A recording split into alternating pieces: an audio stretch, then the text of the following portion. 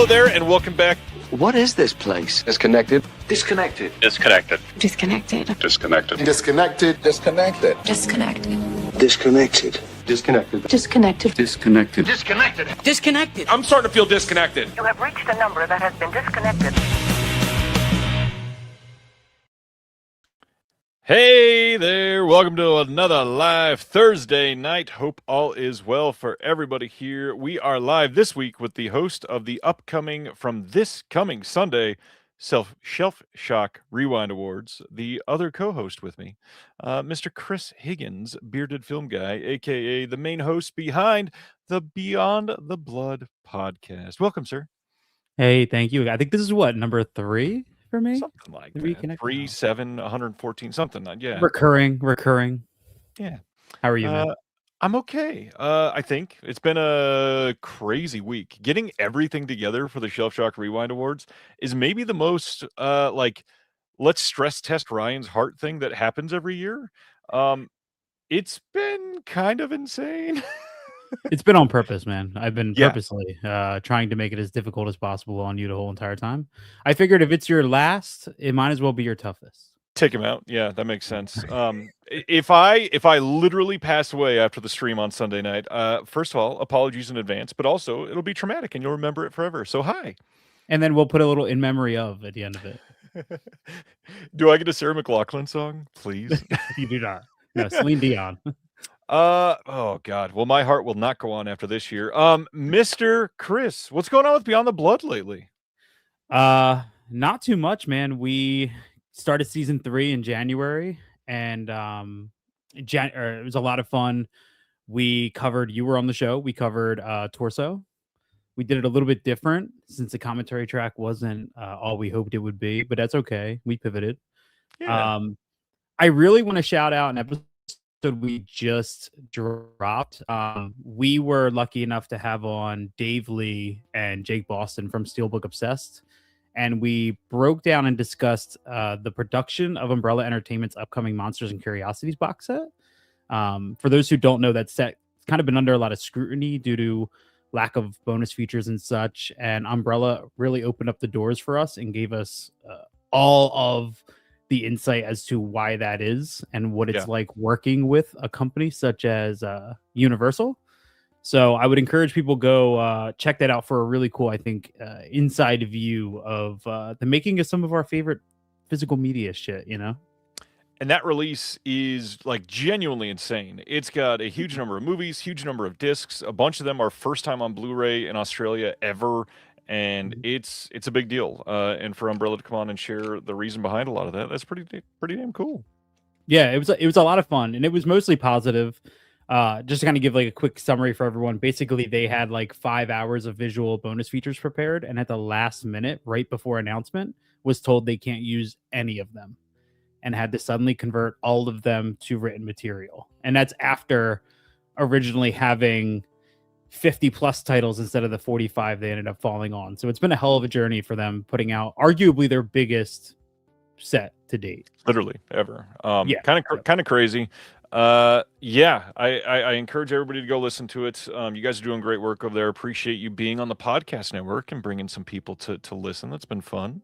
Thank you, man. Appreciate you for getting us on, man. It's been the best thing I think that's ever happened to our show. So thank you. Well, and the other thing, thanks to Josephine DeMarco for saying this first. Happy early Valentine's Day to everybody. It is, 2 days until Valentine's Day, which is why tonight, after the announcements, we are covering transgressive romance films. So make sure you stay around for that. And I'm very curious to see how we both define that and choose what we are listing as those 5 films. Josephine has a question, Chris. Have you seen Cabin Boy? He died with a falafel in his hand. One Fine Day, Love, Honor, and Obey, or Love and Anarchy? I think maybe One Fine Day, but I would have to double check and follow back up. I've definitely seen Cabin Boy, and I think everybody needs to watch that because that movie is amazing, and Chris Elliott is a national treasure. Before we get too deep, I want to read to you for anybody who's never seen me in the chat. I tend to come on every Thursday, and I usually do a $2 super chat, and I tell you and your guest happy Valentine's Day, no matter the month. So in honor of this being the day before Valentine's Day, or 2 days before Valentine's Day. I wrote you a little haiku. Okay. I don't think I've ever had a guest write me poetry before, by the way. So this is exciting. Well, record-breaking stuff here. So here's what I wrote, okay? Discs are circle and cases are square. Blu-ray or 4K, I don't really care. From Two into Pinku to Reconnected, my heart for you is never disconnected. Wrote that for you today.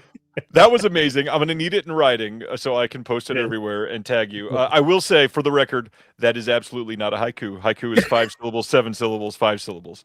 Poem, yes. I just wrote it. I was like, I think this is a haiku. I don't know. I love that you don't know, so you just call it whatever you want it to be. Yeah, I wrote you a haiku. That's what we're going to call it. I said it with enough confidence that people probably believed it. It's true, and I apologize for popping that confidence balloon, everybody. I did not mean to take that away. Let's get into some of our normal stuff. We've talked about Beyond the Blood already. What have you been picking up recently? Man, not too much because really there hasn't been too much beginning of this year I've been overly excited about, and just kind of like holding out for some bigger things. Things have been expensive, and it's kind of caused me to just kind of be a little bit more choosy with what I'm getting. But I did do a trade, so I got a couple of new things out of that. Nothing too crazy, but this is, what is this from? This is Excision. And I know nothing about this except that there was a moment at some point in, when did this come out? This was 2012. This is right after high school. I remember seeing like a dream sequence from this of somebody in a bed and a lot of blood. And I completely forgot this existed until this trade opportunity came up, and he was like, "Hey man, have you ever seen this?" And I was like, "No." So I just traded for it. I thought, whatever. If anybody's seen this, let me know if it's good or not. It looks bonkers. And Dread Central has a pull quote on the back. So it means it must be good, right? If that's the bar, then okay. Below Joe Blow. It's below Joe. It is literally below the Joe Blow quote.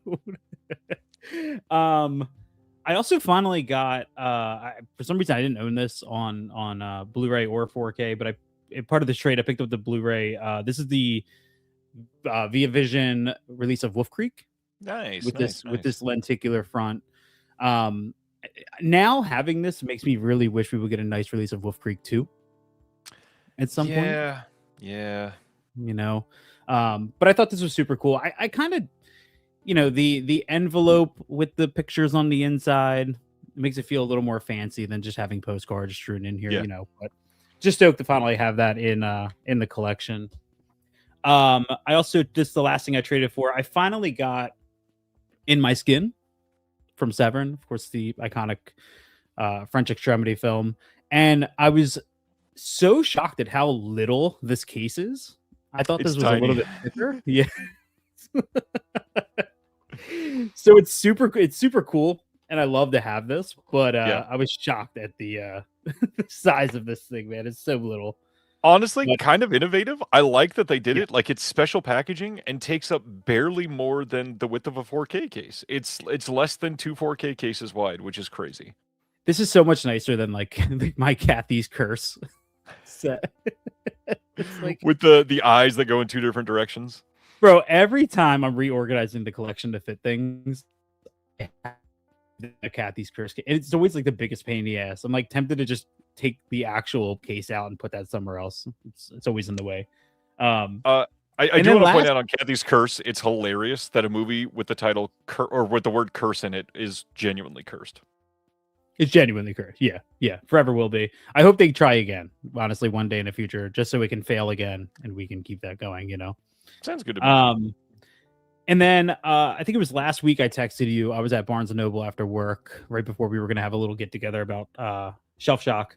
And I shot over to Barnes & Noble, which is across the street from me, shocked to find a whole bunch of Radiance titles for the Radiance sale in my Barnes & Noble.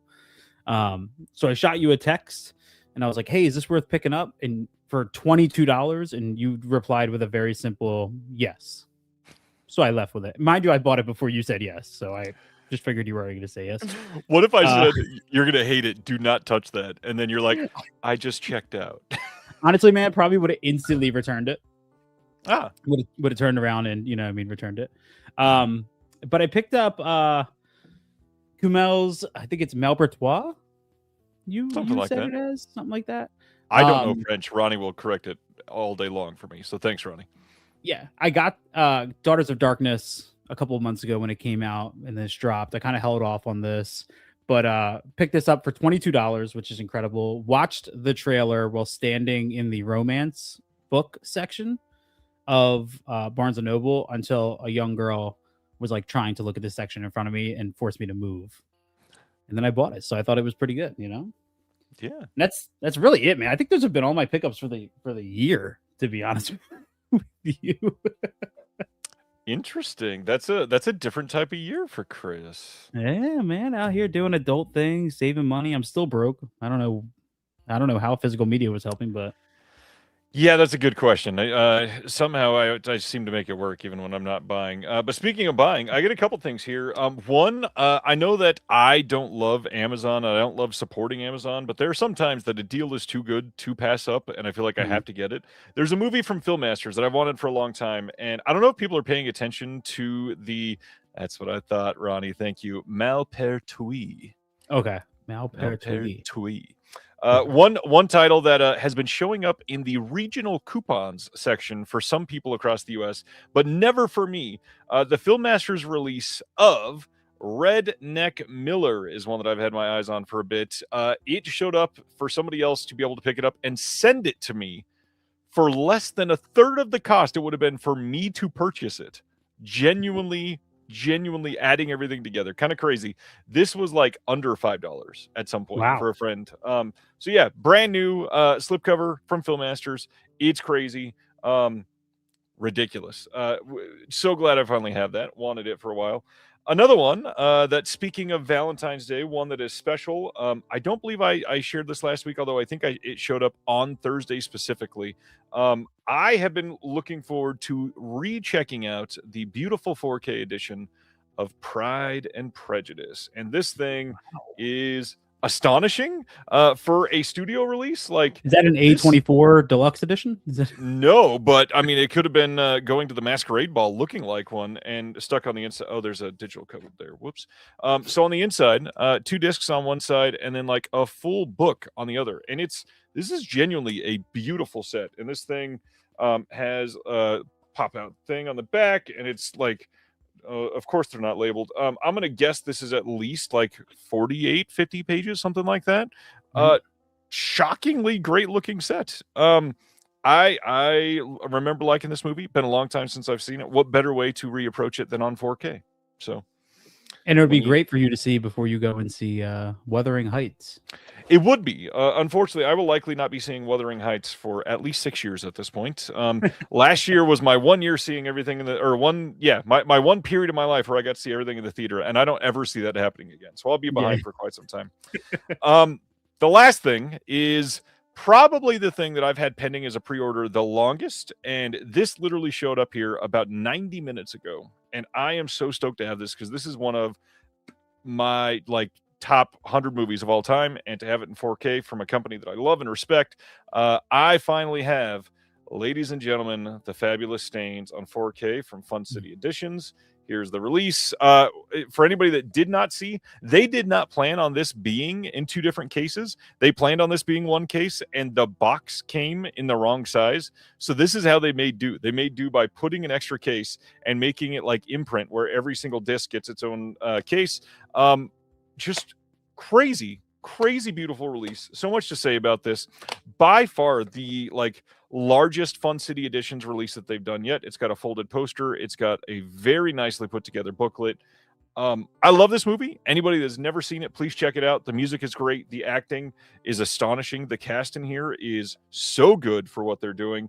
It also came with a few stickers on a separate sticker sheet. Love the stains. I really dig that double case idea, though. Like, the more imprint I get, the more I really love that idea, and I don't know why. It just satisfies something for me. I don't hate it. Like, I love that it's treating something like every single disc in this is special and you should treat it like that. However, it's freaking huge, and I definitely prefer shelf space over these giant things at this point. Yeah, because I think it was I believe the imprint release of Jade puts the documentary in a second case, right? It's got its It own does. case. Yeah, I kind of like that. I mean, I could get how it can raise the price and it takes up more room, and I say that as my imprint stuff is sitting on like a horizontal shelf because it won't fit on. Did you see how I was able to just do this? I went, "Oh, that Jade."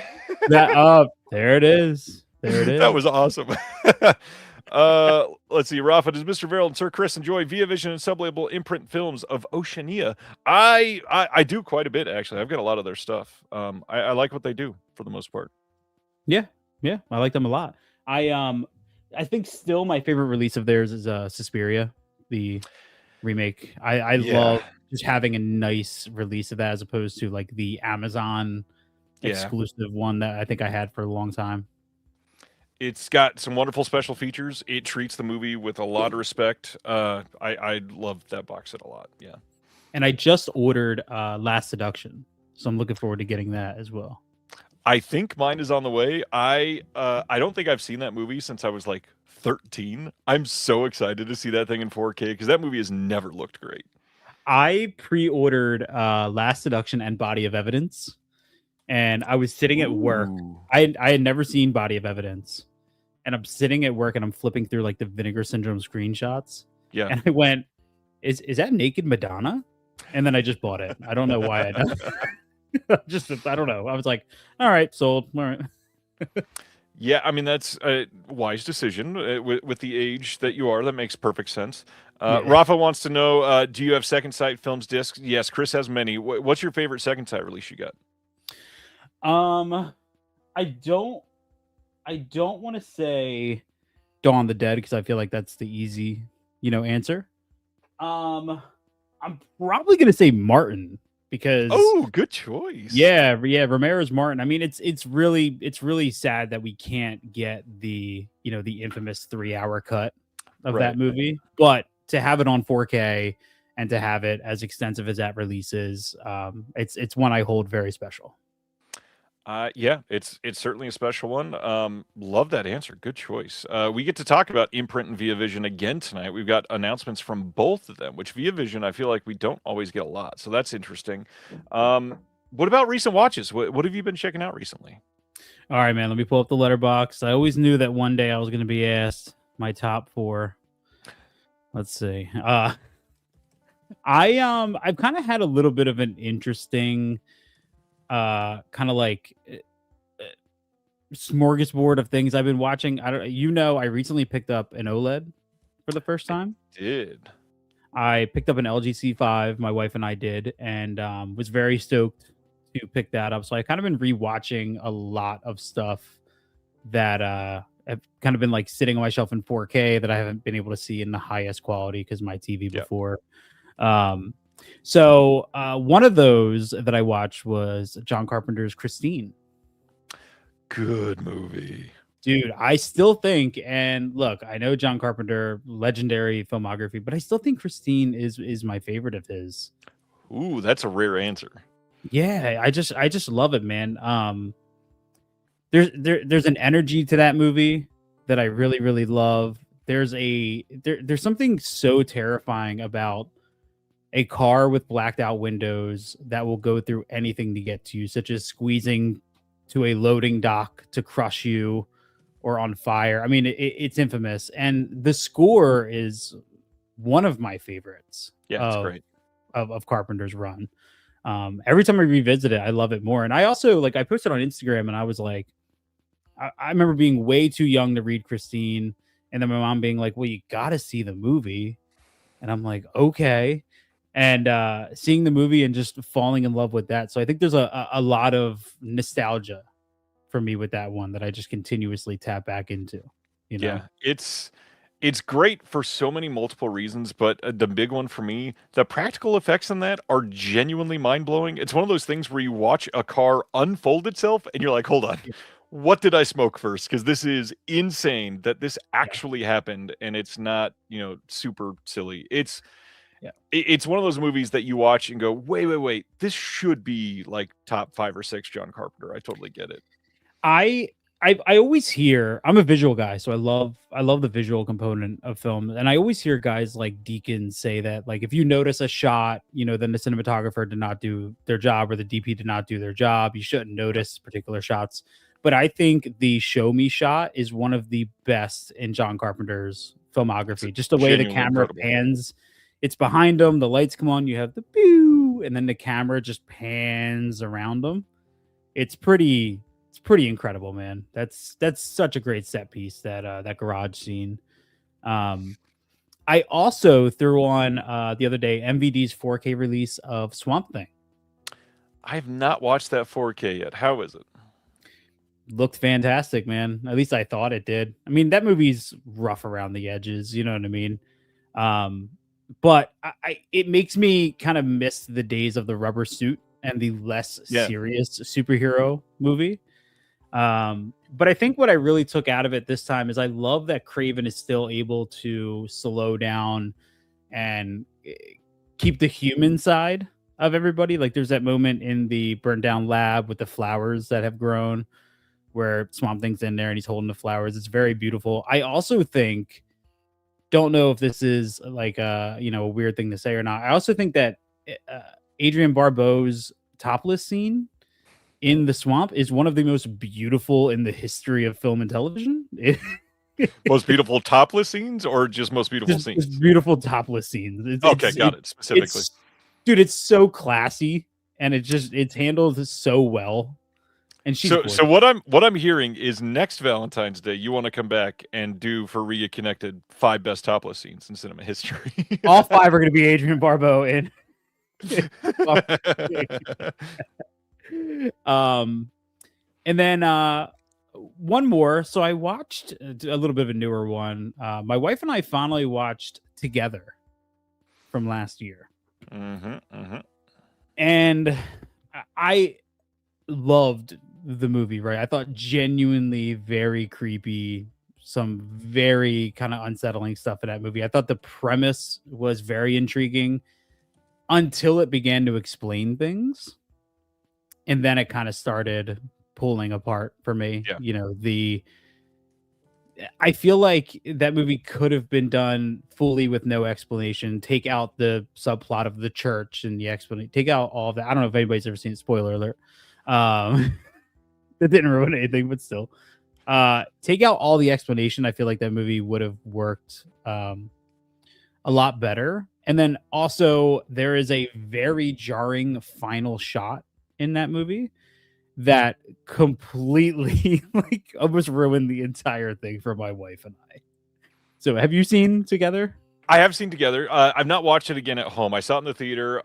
I liked it a lot. I think I ended up at like 4 stars. The best thing about a movie like that to me, when the two people are married, the chemistry from moment one in that film is crazy off the charts because of its genuine chemistry. But I like the effects. I think I like the story. There was just a couple things that I feel like they eased off the gas a little bit. And even the marketing for the movie felt more extreme than some of the things we see in the movie.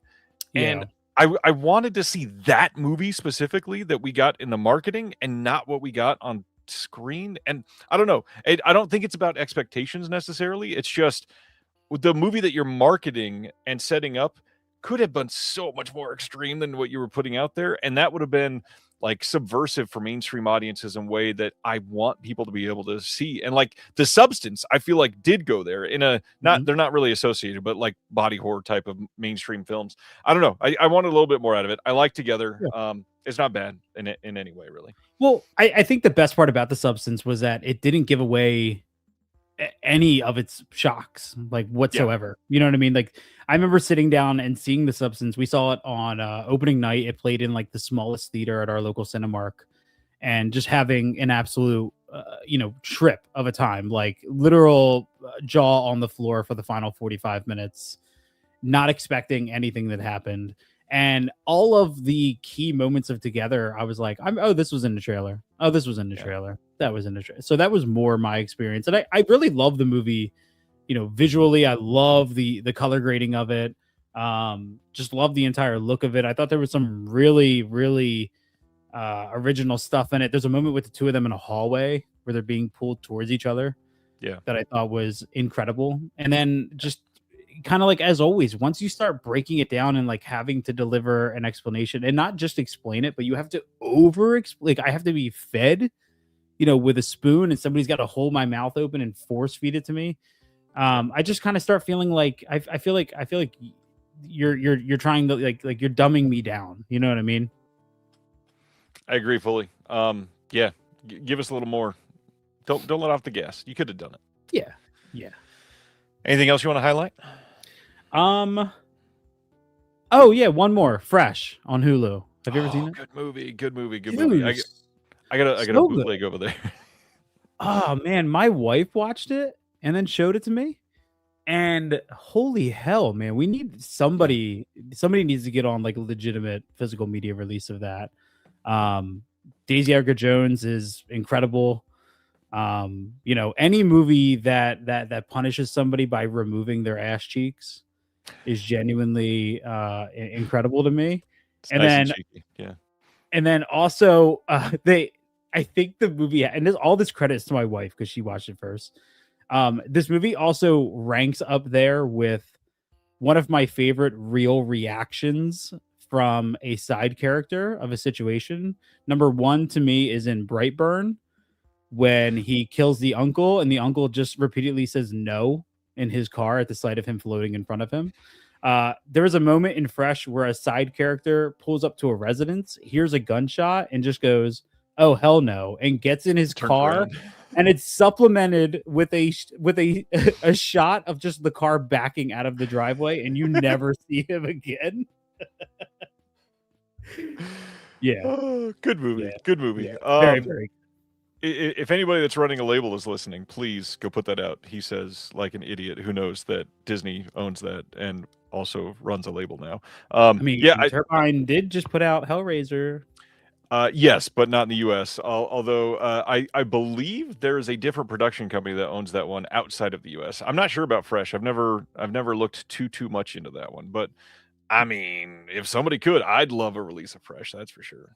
Yeah. I'm happy you knew it, dude, because she showed it to me, and I was like, I've never really seen anybody talk about this. So I was kind of afraid I was going to be a little bit alone on that wagon. No, I really like Sebastian Stan. Him in that movie is great.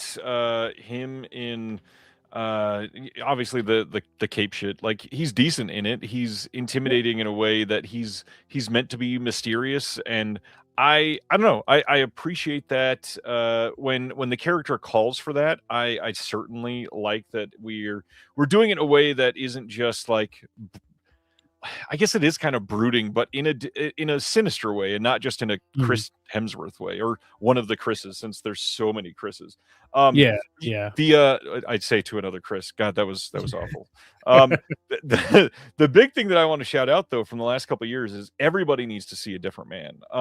That movie, the way he plays Adam Pearson, he is brilliant and empathetic and just beautiful in telling a story that properly approaches disability and represents it in a way that's not demeaning or silly or even necessarily like the crux of him as a character.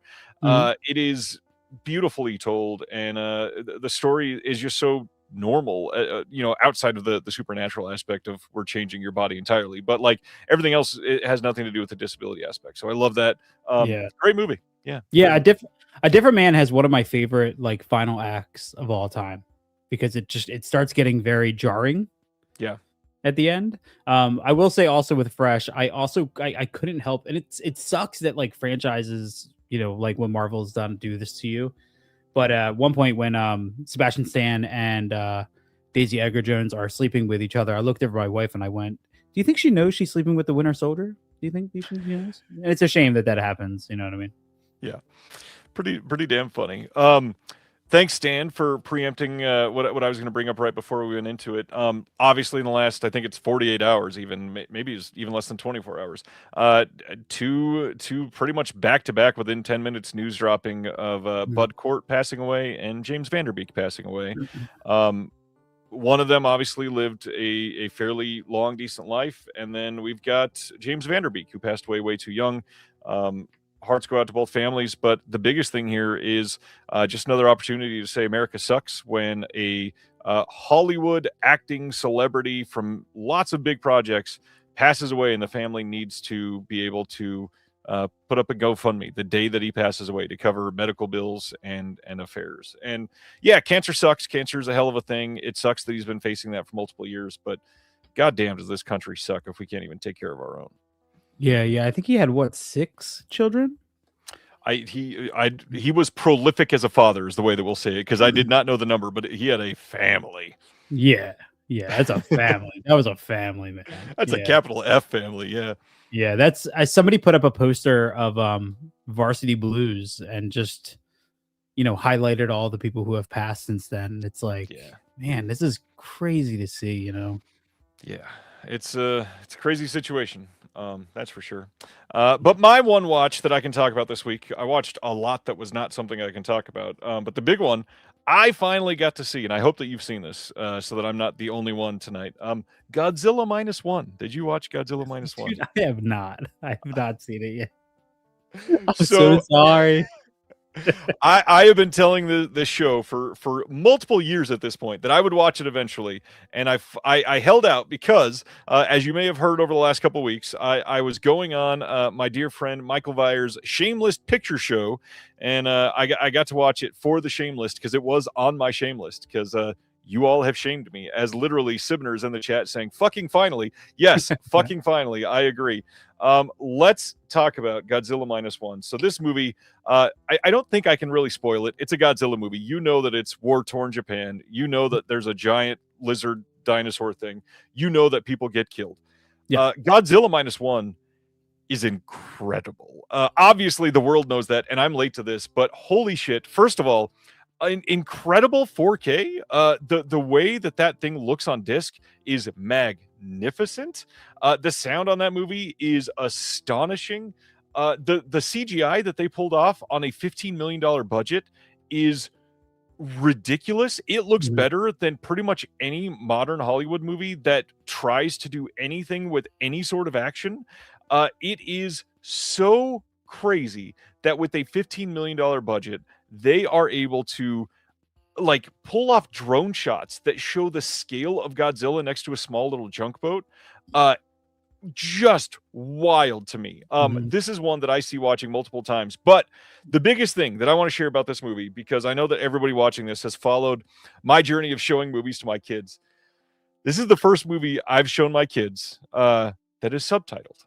And they followed every plot point. They asked proper questions. They understood the story. So, achievement unlocked. World cinema is now at our hands. We can now officially show them any movie that is... not any movie. We can show them movies from any country. They're not seeing The Swimmer. I know somebody's going to ask because my youngest keeps saying, can I watch The Swimmer? Not yet. You cannot watch Burt Lancaster's The Swimmer yet.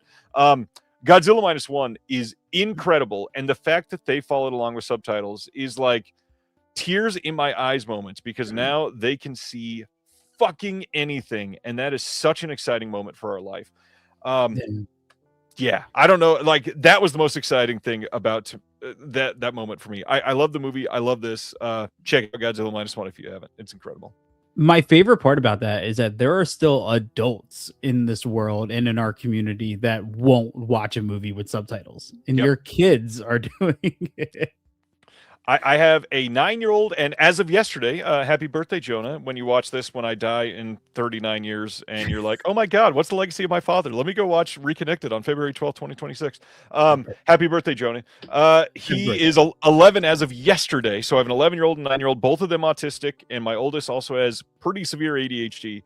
They sat through it, paid attention, recognized the plot points. They understood the nuance of the emotion and asked proper, why is he moving his hand that way? And I was like, yes, let's discuss it. Let's talk about war trauma and why that's an important thing.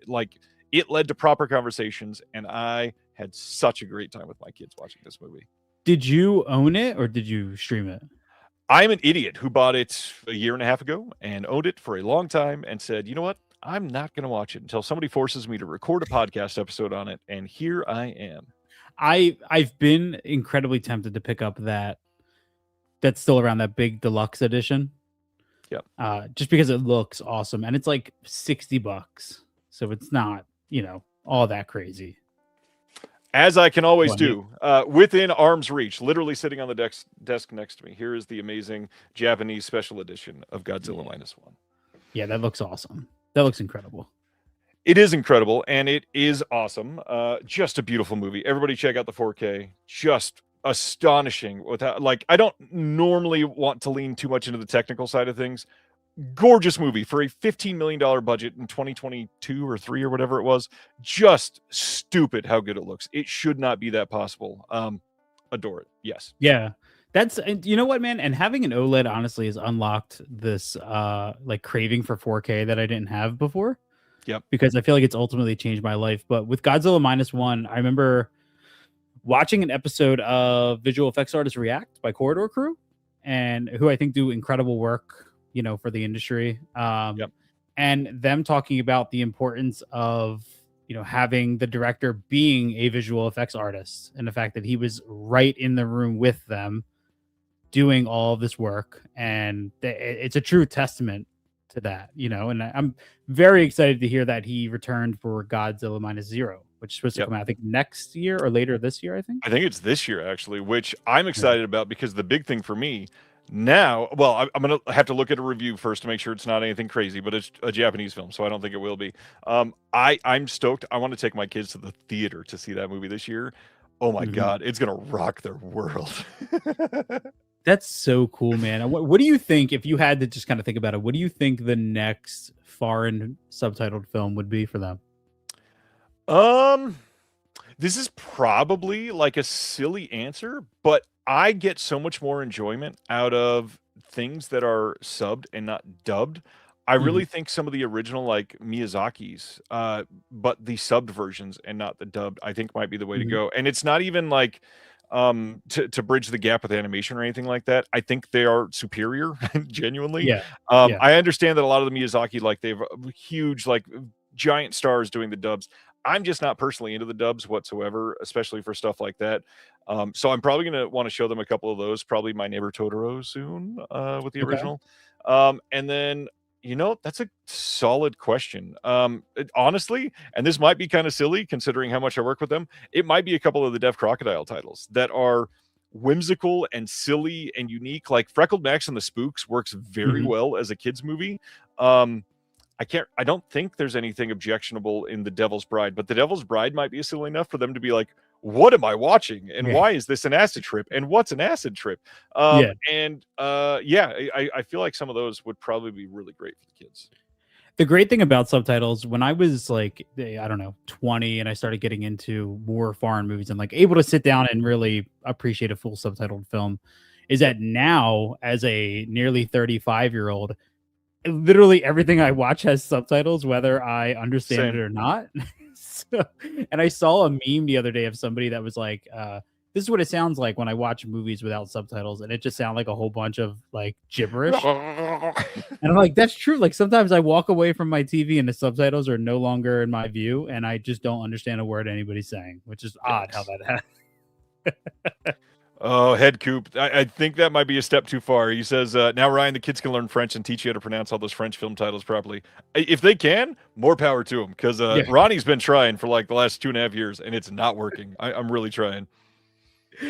Oh, that's awesome. All right. This is a great question too, Reggie. Why are the French so adverse to having English subtitles? I wish that they weren't, because good Lord, there's some great looking French releases that I'd love to have. Love to have them. All right. Are we ready for announcements? Anything else you want to highlight or promote? Upcoming episodes of the podcast, maybe? I mean, everything is kind of like we're getting ready to cover Event Horizon, right? This is my wife's pick. we were like, let's cover Event Horizon, and we've been kind of diving into research. And I have to say, and I'll talk about this now. For years, I've heard about this crazy director's cut of Event Horizon that supposedly exists. And I've been on many Reddit forums that break down the supposed extended cut. And yet, every bit I find, there is no crazy extended cut. For like, where even Paul W.S. Anderson has been like, yeah, we cut out some extra violence in like the space hell scene. So now I feel like I've been duped my whole life, screaming to the thing, put out the director's cut, and it doesn't really exist. Yeah, I get that. I don't know. If it exists, I'd love to see it. I really like the movie. I think it is by far the best Paul W.S. Anderson movie. That's a low bar. It is a low bar, and that's why, like, I gotta be honest, Event Horizon is not like a 5-star film for me or anything. I know for a lot of people it is, but it's a very fun movie, that's for sure. Maybe fun is not a good choice. Well, when Steve and I are sitting down and trying to figure out kind of the approach for the show, a lot of it comes into like, A, is the commentary interesting, but B, like, is there conversation to be had and conversation to kind of extend on, you know what I mean? And sometimes when we do these, you learn a lot from the commentary, but some of that is so, like, listening to Paul W.S. Anderson talk about 2 minutes that were chopped up from the space hell scene is probably the bulk of a lot of that conversation we're going to have. And I'm perfectly okay with that, because it's interesting, and hopefully it's going to create other conversation with people who listen. And while, I don't care if it's 30 seconds or 45 minutes, I always campaign to get the true cutout. Even he is kind of like, yeah, I'm perfectly fine with the fact that we cut it, and I'm perfectly fine with this being the release that we have. So it's interesting to me. Yeah, I mean, there's not much else to say. I shouldn't just speculate. There's a lot that could be behind this. I don't know. I also feel like you get to a point, these directors get to a point where they're like, I'm not even going to fight for this anymore. There's nothing left there. You know what I mean? I'm just going to let it. That being said, like, look what we've done with like fucking Dirty Work. The long rumored dirtier cut is officially out there and on 4K. Kind of impressive. So I know it could happen. It could not exist. So we'll see. Yeah, we'll see. I mean, it's hard when Scream Factory puts it out, and then Lionsgate, I forget who was the studio that did the Paramount. Paramount. It was Paramount. Yeah.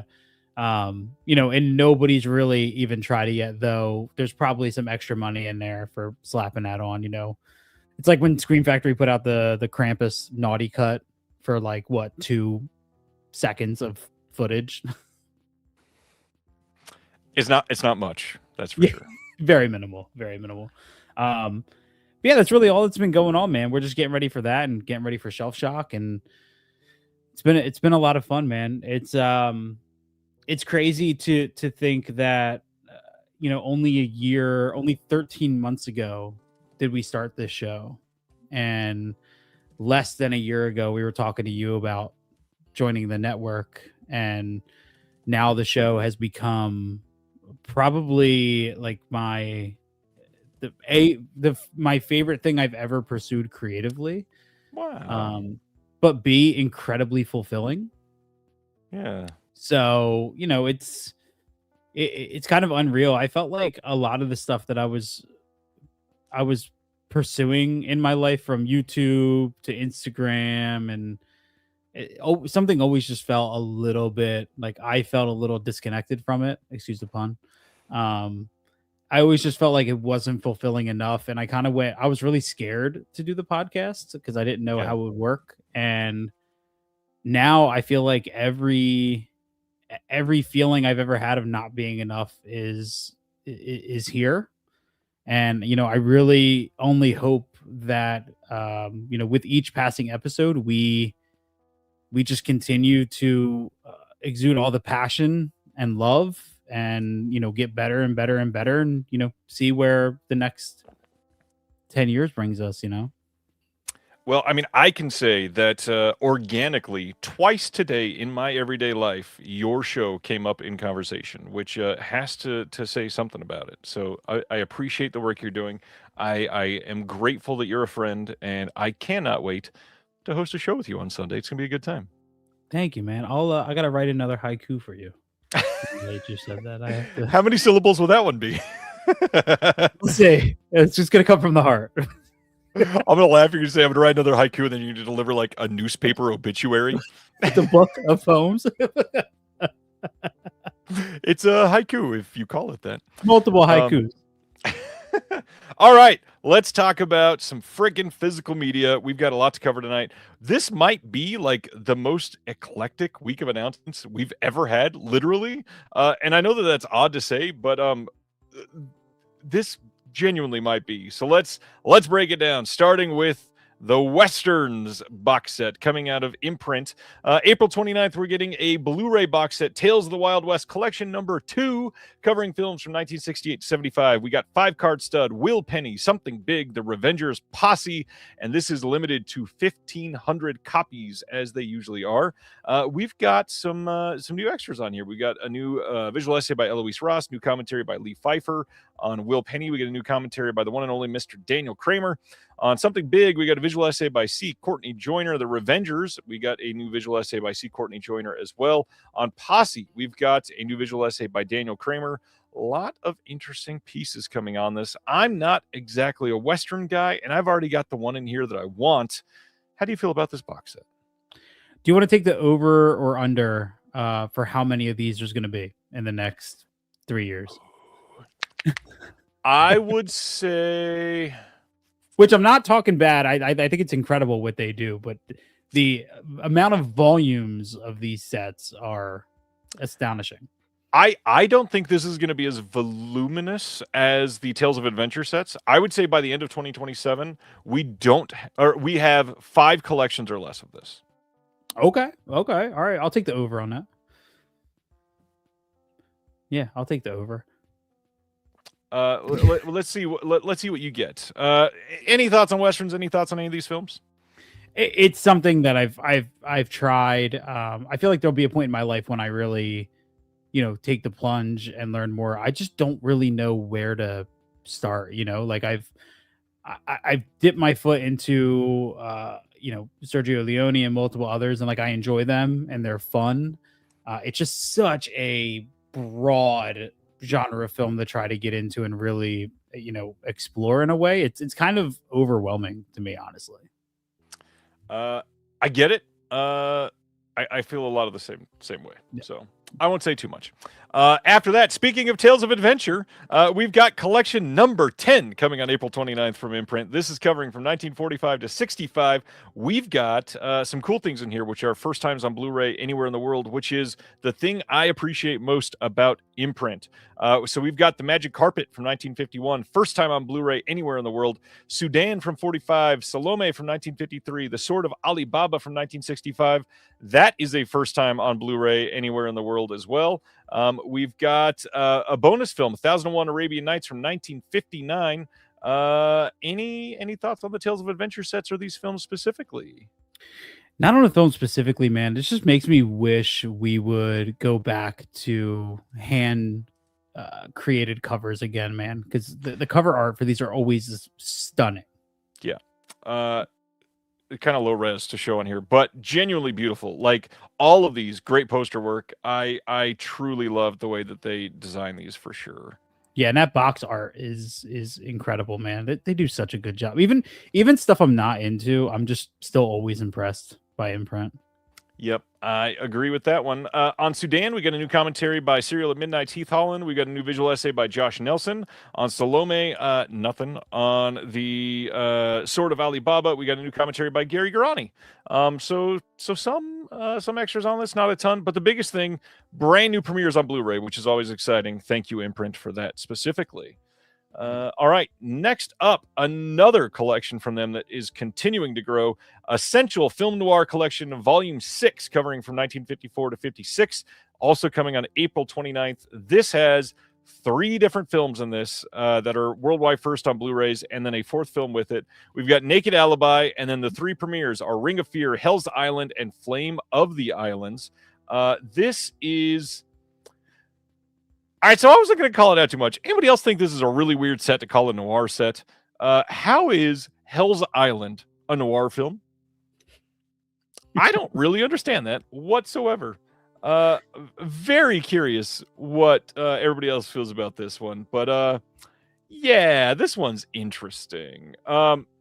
Is it bad that I have such a hard time trying to pinpoint exactly what is labeled a noir or not? Because I always feel like every video I watch of somebody explaining noir, it's always like, well, this is sort of enough to call a noir. And maybe it's just me being so outside of the genre, but I always feel like everyone's trying to reach to like fit something into noir. You know what I mean? As Kino has almost 30 collections of noir, I know exactly what you mean. So Naked Alibi, we got a new commentary by the one and only Sam Deegan, new visual essay by Eloise Ross. We've got a new radio and short film recreation from director Jerry Hopper. On Ring of Fear, we got a visual essay by Paul Anthony Nelson. On Hell's Island, we got a new commentary by Gary Garani and a new recreation of the 55 U.S. Senate hearing that examined the film's lurid advertising. And then Flame of the Islands from 56 gets a new visual essay by Philippa Berry on the star Yvonne De Carlo. So some interesting things. Glad they went in on some new special features on this. But yeah, this is an interesting kind of nebulous way to define noir. Yeah. Noir, okay. Yeah, it's such a... And the last comment that just popped up was right. It's like giallo, where it's like you're always trying to fit it in some way. You know what I mean? That is true. That is true. All right, let's move on from imprint to the UK. So coming on April 20th, we get a Blu-ray release from Hammer of Crucible of Horror, aka The Corpse from 1971. This is coming from their Hammer Presents line. These are the smaller releases. This isn't getting one of those giant box. Holy hell, this thing is $70, and it comes with 19 discs and everything defined to this film through the history of time. But it does have brand new artwork by Peter Strain. It's got a slipcover on the packaging. It's got a new commentary with William Fowler and Vic Pratt. It's got a new interview with the author and horror expert Jonathan Rigby. And that is pretty decent. Looks like a solid release of the movie. I've never seen Crucible of Horror. Have you seen this one? I haven't, man. I just love what Hammer is doing. Like it's amazing. It was not anywhere. It was on nobody's radar, especially the big thick boxes that they're doing. Yep.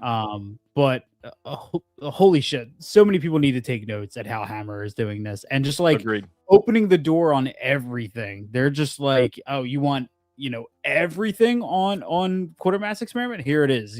Like, even no matter how overwhelming it seems, no matter how overkill it is, it's incredible, and all of these sets look amazing. That cover art for specifically, I think it's I don't know if that's the slipcover on the right for Crucible of Horror, looks incredible. I believe it is. Yeah, the one on the right is the slip, because I believe this is, if I zoom in a little bit, you can see like the outline of the case on that one. Yeah, okay. Yeah, like all the artwork has been incredible, and even movies I don't know, every time I see a Hammer announcement, I'm like, yeah, just based on the cover, I want that. Yeah. Great choice. Great and great original posters too. I mean, you kind of can't fault it when the original art is just stupendous. Yeah. All right, next up, Kino Lorber announced that they are putting out Mindscape, aka Anna, from 2013. I had never heard of this movie. This is supposedly from the director of Orphan and stars Mark Strong and Taissa Farmiga and Brian Cox. Never heard of this in my life. Had no idea this existed. This is a man with the ability to enter people's memories takes on the case of a brilliant, troubled 16-year-old girl to determine whether she is a sociopath or a victim of trauma. You looked very confused. Had you heard of this? No, I was also confused at the director of Orphan and Nonstop. Is it the Liam Neeson Nonstop train movie? Is that? I mean, that would not surprise me. I've never heard of this in my life. I like when they say from the director of Orphan, and I can't think of who that is. That does not bode well for it. It's Jorge Dorado. Okay, cool. Sure. Good on you, Kino, I guess. I like Orphan. All right. That's enough of Mark Strong. Let's carry on with. I was going to make a Sydney Strong. Anyways, Christie is coming to Blu-ray and DVD in the U.S. from Universal on April 21st. No mention of any extras whatsoever. Are you a Sydney Sweeney stan, or hater? I dig what she's doing. Interesting. I do dig it because it feels like a lost art, kind of her capture on the world, and her really leaning into the the long lost like sex figure, you know what I mean? I do think there's swings and misses, and I really wish like I did not see Christie in theaters because I didn't hear of it until Thanks, Silent Mandible. I didn't even know this existed until I heard about how little money it made. Yeah, it made very, very little money. I gotta be honest. I did see this in theater. I am one of the 8 people that did. It is, I don't know. It was okay. I'm just not a boxing movie type of fan. So like, I think this was much better than The Smashing Machine. I will say that. I think this was much more compelling. I mean, primarily because it's got Ben Foster in it, and Ben Foster is always just remarkable. Him in this movie, one of his more out there characters, but he's incredible. Yeah, she was okay. She wasn't legendary or anything, but she definitely was better in this than she was in The Housemaid. Yeah, check out Christie. It's a shame though, no bonus features announced. Well, we'll see kind of what comes out when it gets closer. There probably won't be anything. Welcome to Universal. Right. Hey, we put out our brand new issue of the Physical Media Advocate, and it's got this incredible Batman statue on the cover. You can check this out now. We've got some really interesting writing in this issue that I think some people will love, including a big piece from Michelle Kisner on the director Alex Garland, who I am a big fan of. Yeah, check it out. We got a nice piece in this. I still haven't somehow printed any of your poems in this. We need to work on that. Yeah. I mean, I've been working on one. Is it a haiku? Because that could take like 7 pages. Yeah, I don't know how many syllables it is, but it'll be there soon, man. It's coming to a Physical Media Advocate near you. For the record, I'm going to lean into Chris doesn't know what a haiku is for the next 19 years. It's going to be one word on every page, and you got to put it together as you read. Oh, that could be interesting. All right. Let's talk about Femme Fatale, coming soon on 4K from Kino Lorber. We have no release date yet, but this movie that got released in the last couple of years on Blu-ray, coming on 4K. How do you feel about this one? I be doing my erotic thriller ranking, or kind of like watch thing this year so far. And I think one of the unsung Naked Madonna. Yeah. Yep. One of the unsung heroes of the 90s, early 2000s erotic thriller is Antonio Banderas. Between this and Original Sin, he's great. Yeah. Not talked about enough. I haven't seen this in a long time, but this is definitely on my want list. I would like to make the argument that Zorro is also an erotic thriller, and people need to judge it as such. I 100% agree. Yeah, this and 3 is hot in that movie. All right, Femme Fatale is on DVD at all the thrift stores in Australia, but don't worry, you can buy this for like $50 if you import it. Hell yeah. Oh man. All right, so yeah, check out Femme Fatale at some point from Kino on 4K. Next up, March 17th, Searchlight is putting out a 4K Blu-ray and DVD release of Bradley Cooper's Is This Thing On, which I know so few people that have actually seen this movie that I'm very curious to hear if you did, because I believe you have not. Yeah, no, I haven't. I wasn't interested until I was actually listening to the Big Picture podcast, where they pretty much just talked almost like nonstop shit on this movie, but every reason they gave for talking shit like made me want to see it more. Mostly because I think Bradley Cooper is one of the more interesting actor turned director figures, and from what I've put together, there's a really unique like visual style to this, where the movie's filmed in mostly tight kind of close-ups. Yeah. So I am really curious about it. I don't know if I'm going to instantly dig to get a 4K of it. I might watch it first. But it's definitely something I'm interested in seeing.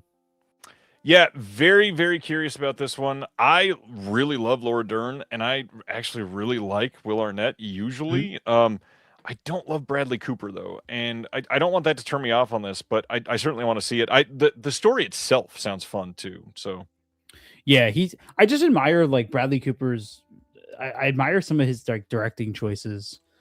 I feel like he's done a good job. You know, it's kind of like I think who would be like your favorite actor turned director? You think in recent memory?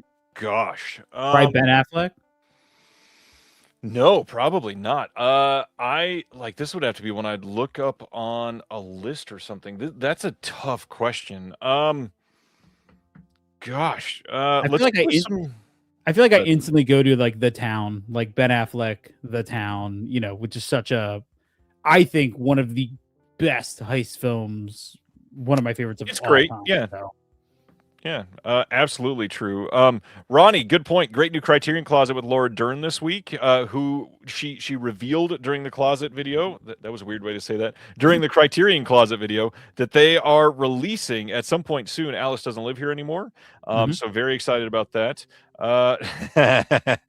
Craig says, "Given my taste, Kevin Costner." I mean, he's done pretty great. I got to be honest. He's probably not my favorite, and I certainly don't like how he's kind of a POS nowadays. Honestly, Matt, who just DM'd me on Discord, might have the best answer. Charles Lawton. I mean, Night of the Hunter is kind of incredible. Sure, he only did one, but it's pretty great. I do have a hot take on Criterion Closet. I don't know if anybody wants to hear it, but I do have one of those. Please do. Let's hear it. I think 99% of the people they get on the Criterion Closet know nothing about movies and just bullshit their way through for 4 minutes. I'm not saying Laura Dern is part of it, but did you watch her video?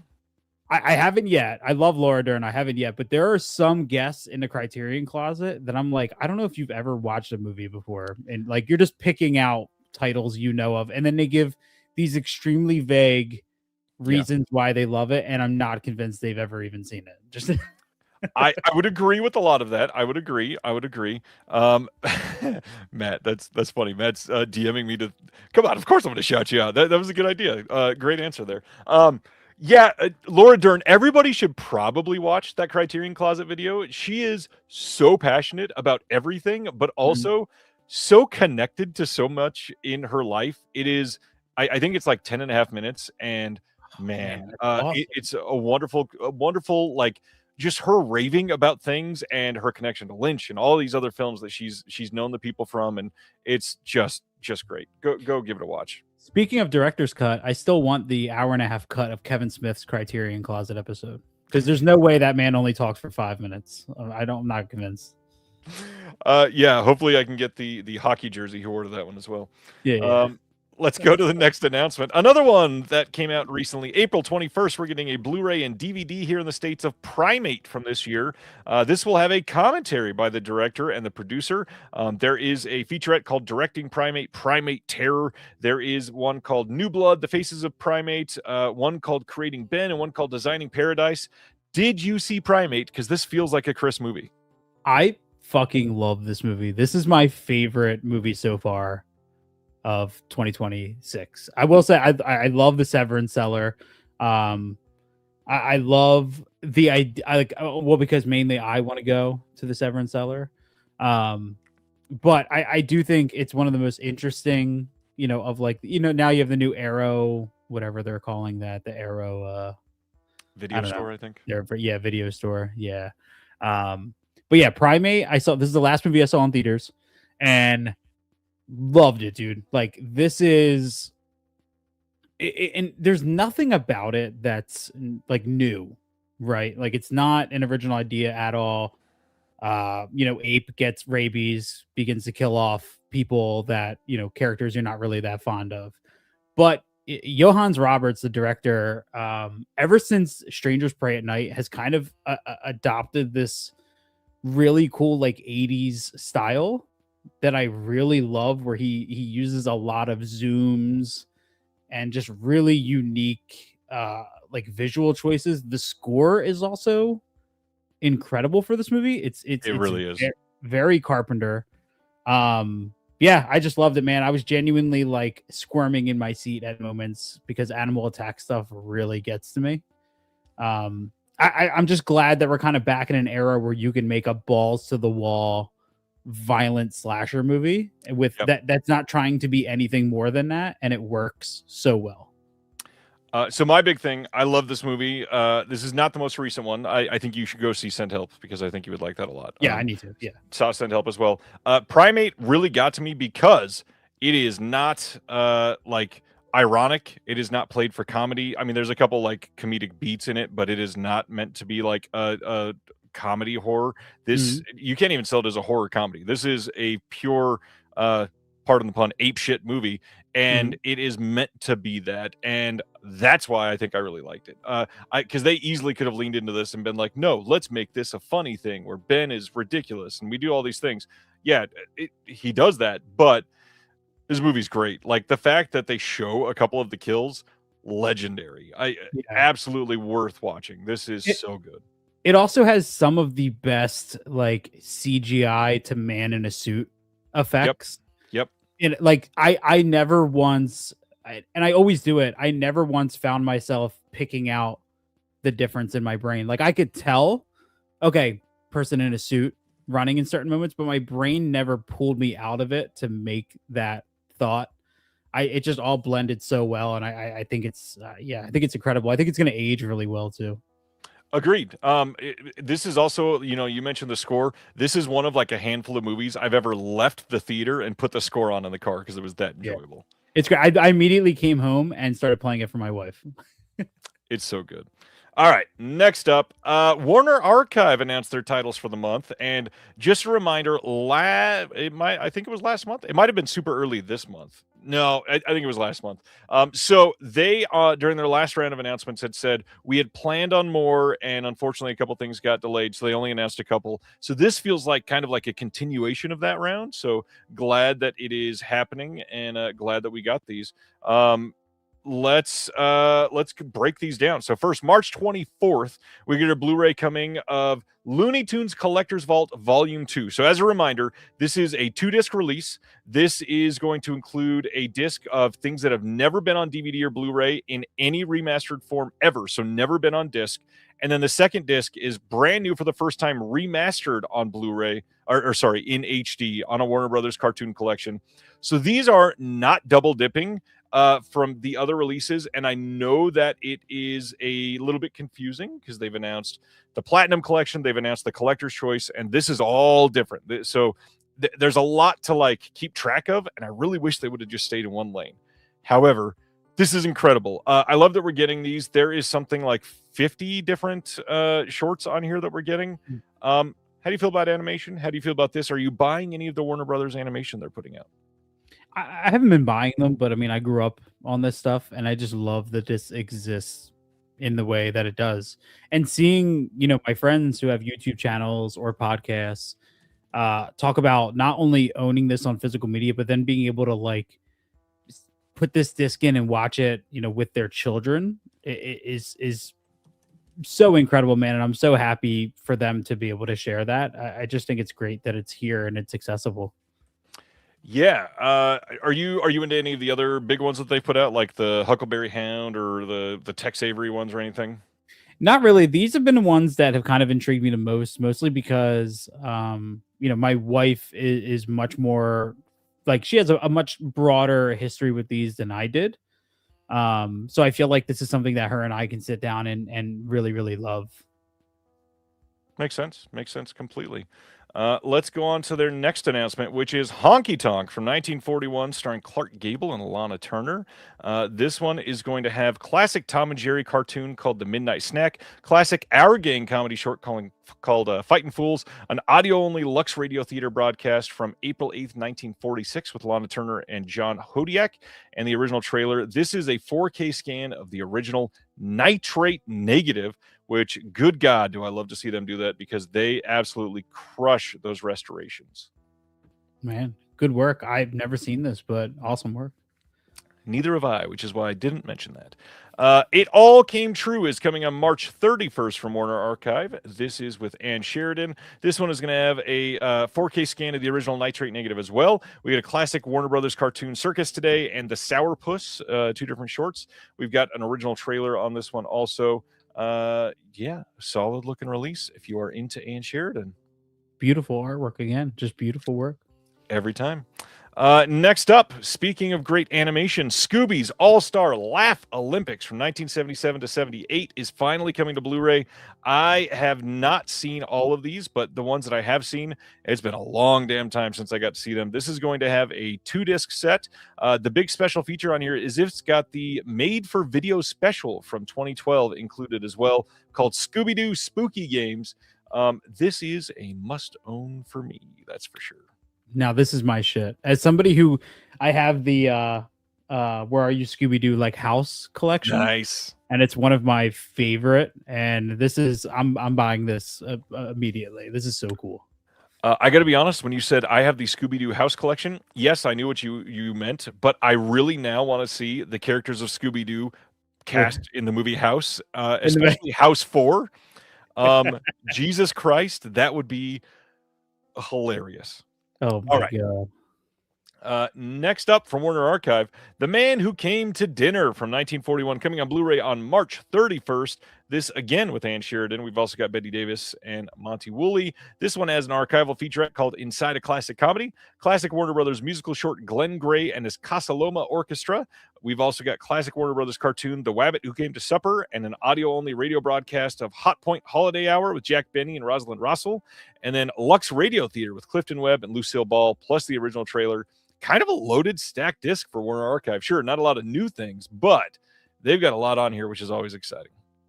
I thought the black and white image under the title was Leonardo DiCaprio and Django Unchained, but it was like real quick.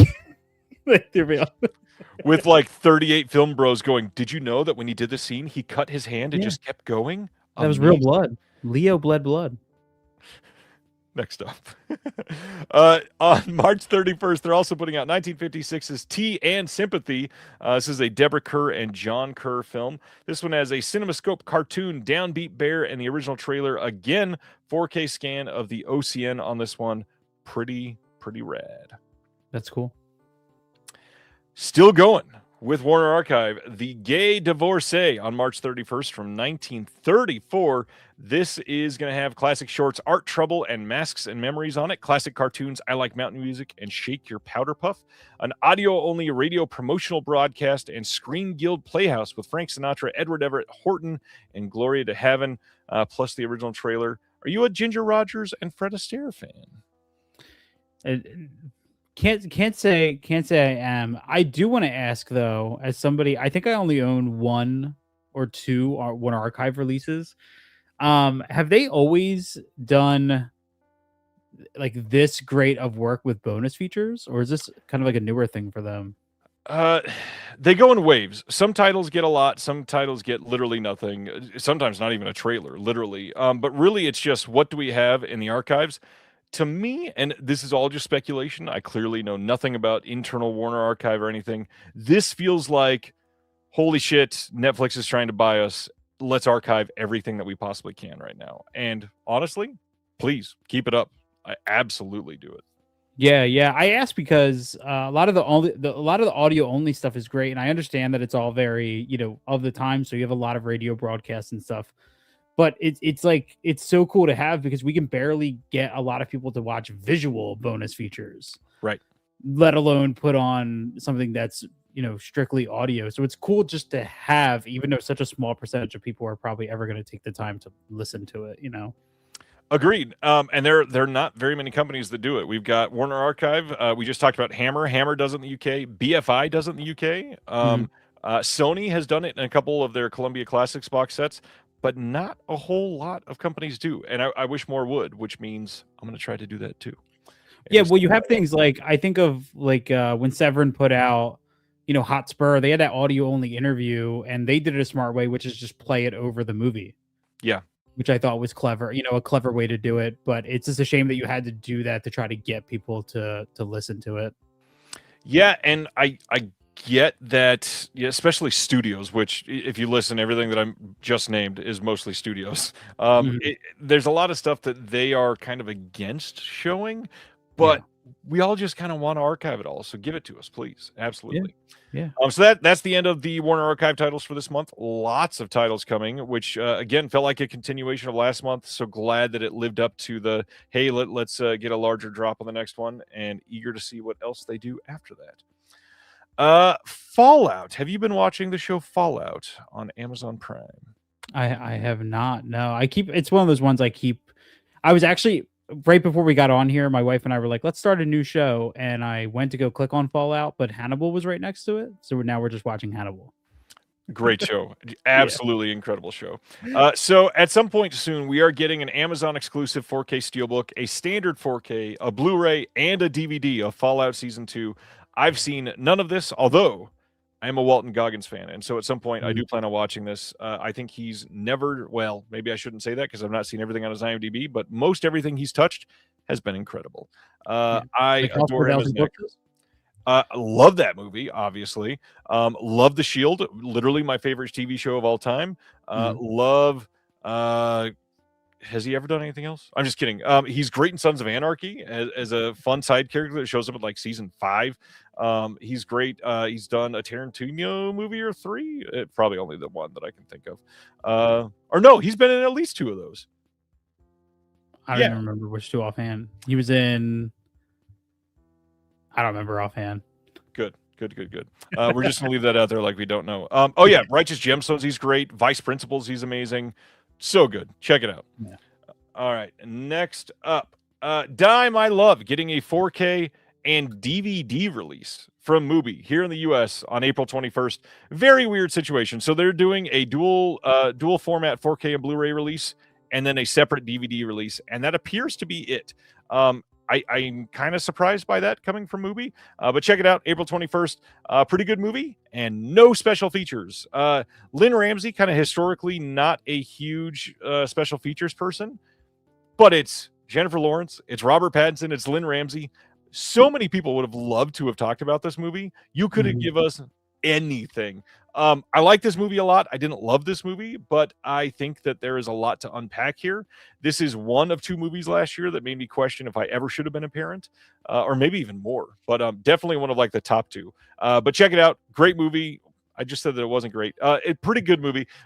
Jennifer Lawrence, astonishing. Robert Pattinson, pretty damn good. Check out Die My Love. Did you see this one?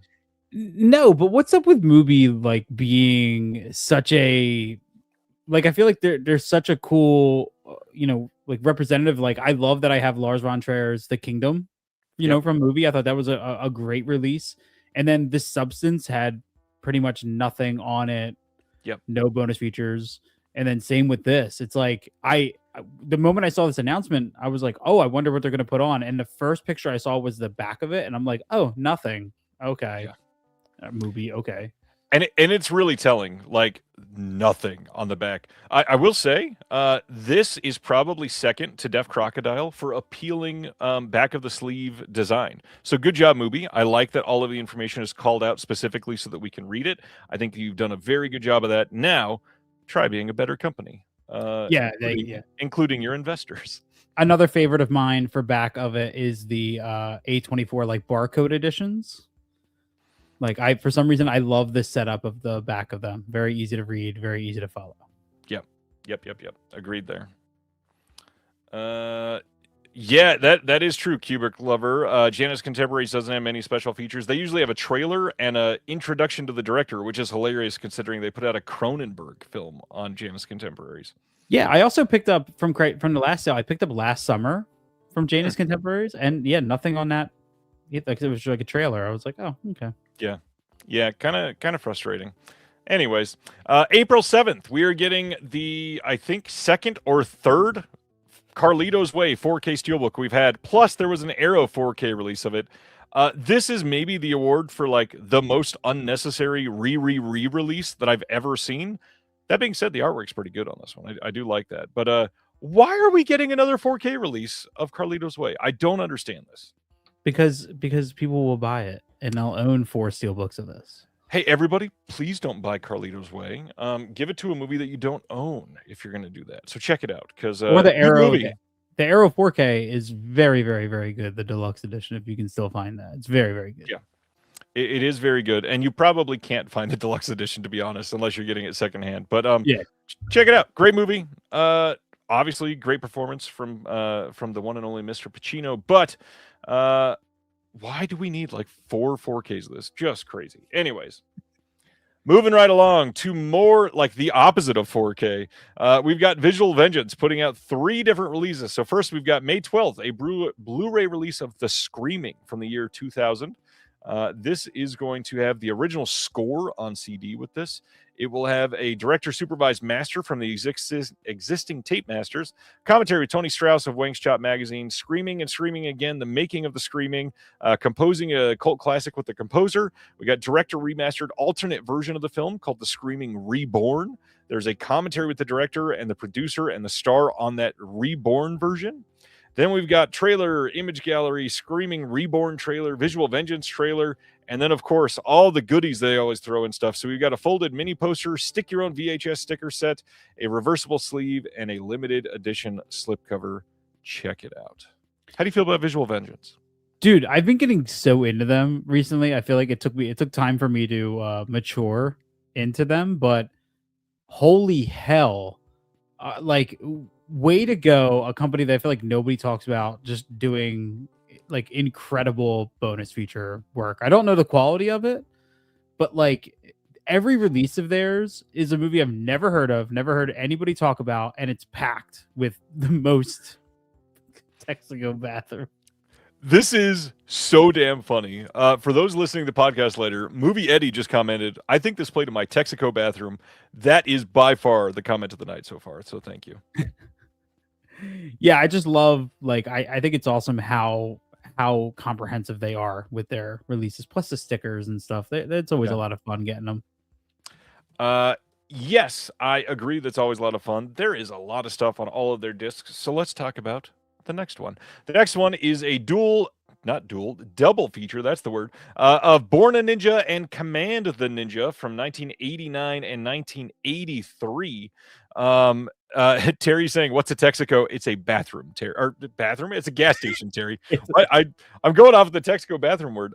So this shot on video martial arts double feature from Joseph Lai and IFT Films unleashed pure 1980s ninja chaos as 2 unlikely heroes are dragged into a war over stolen germ warfare secrets. Hell of a synopsis there.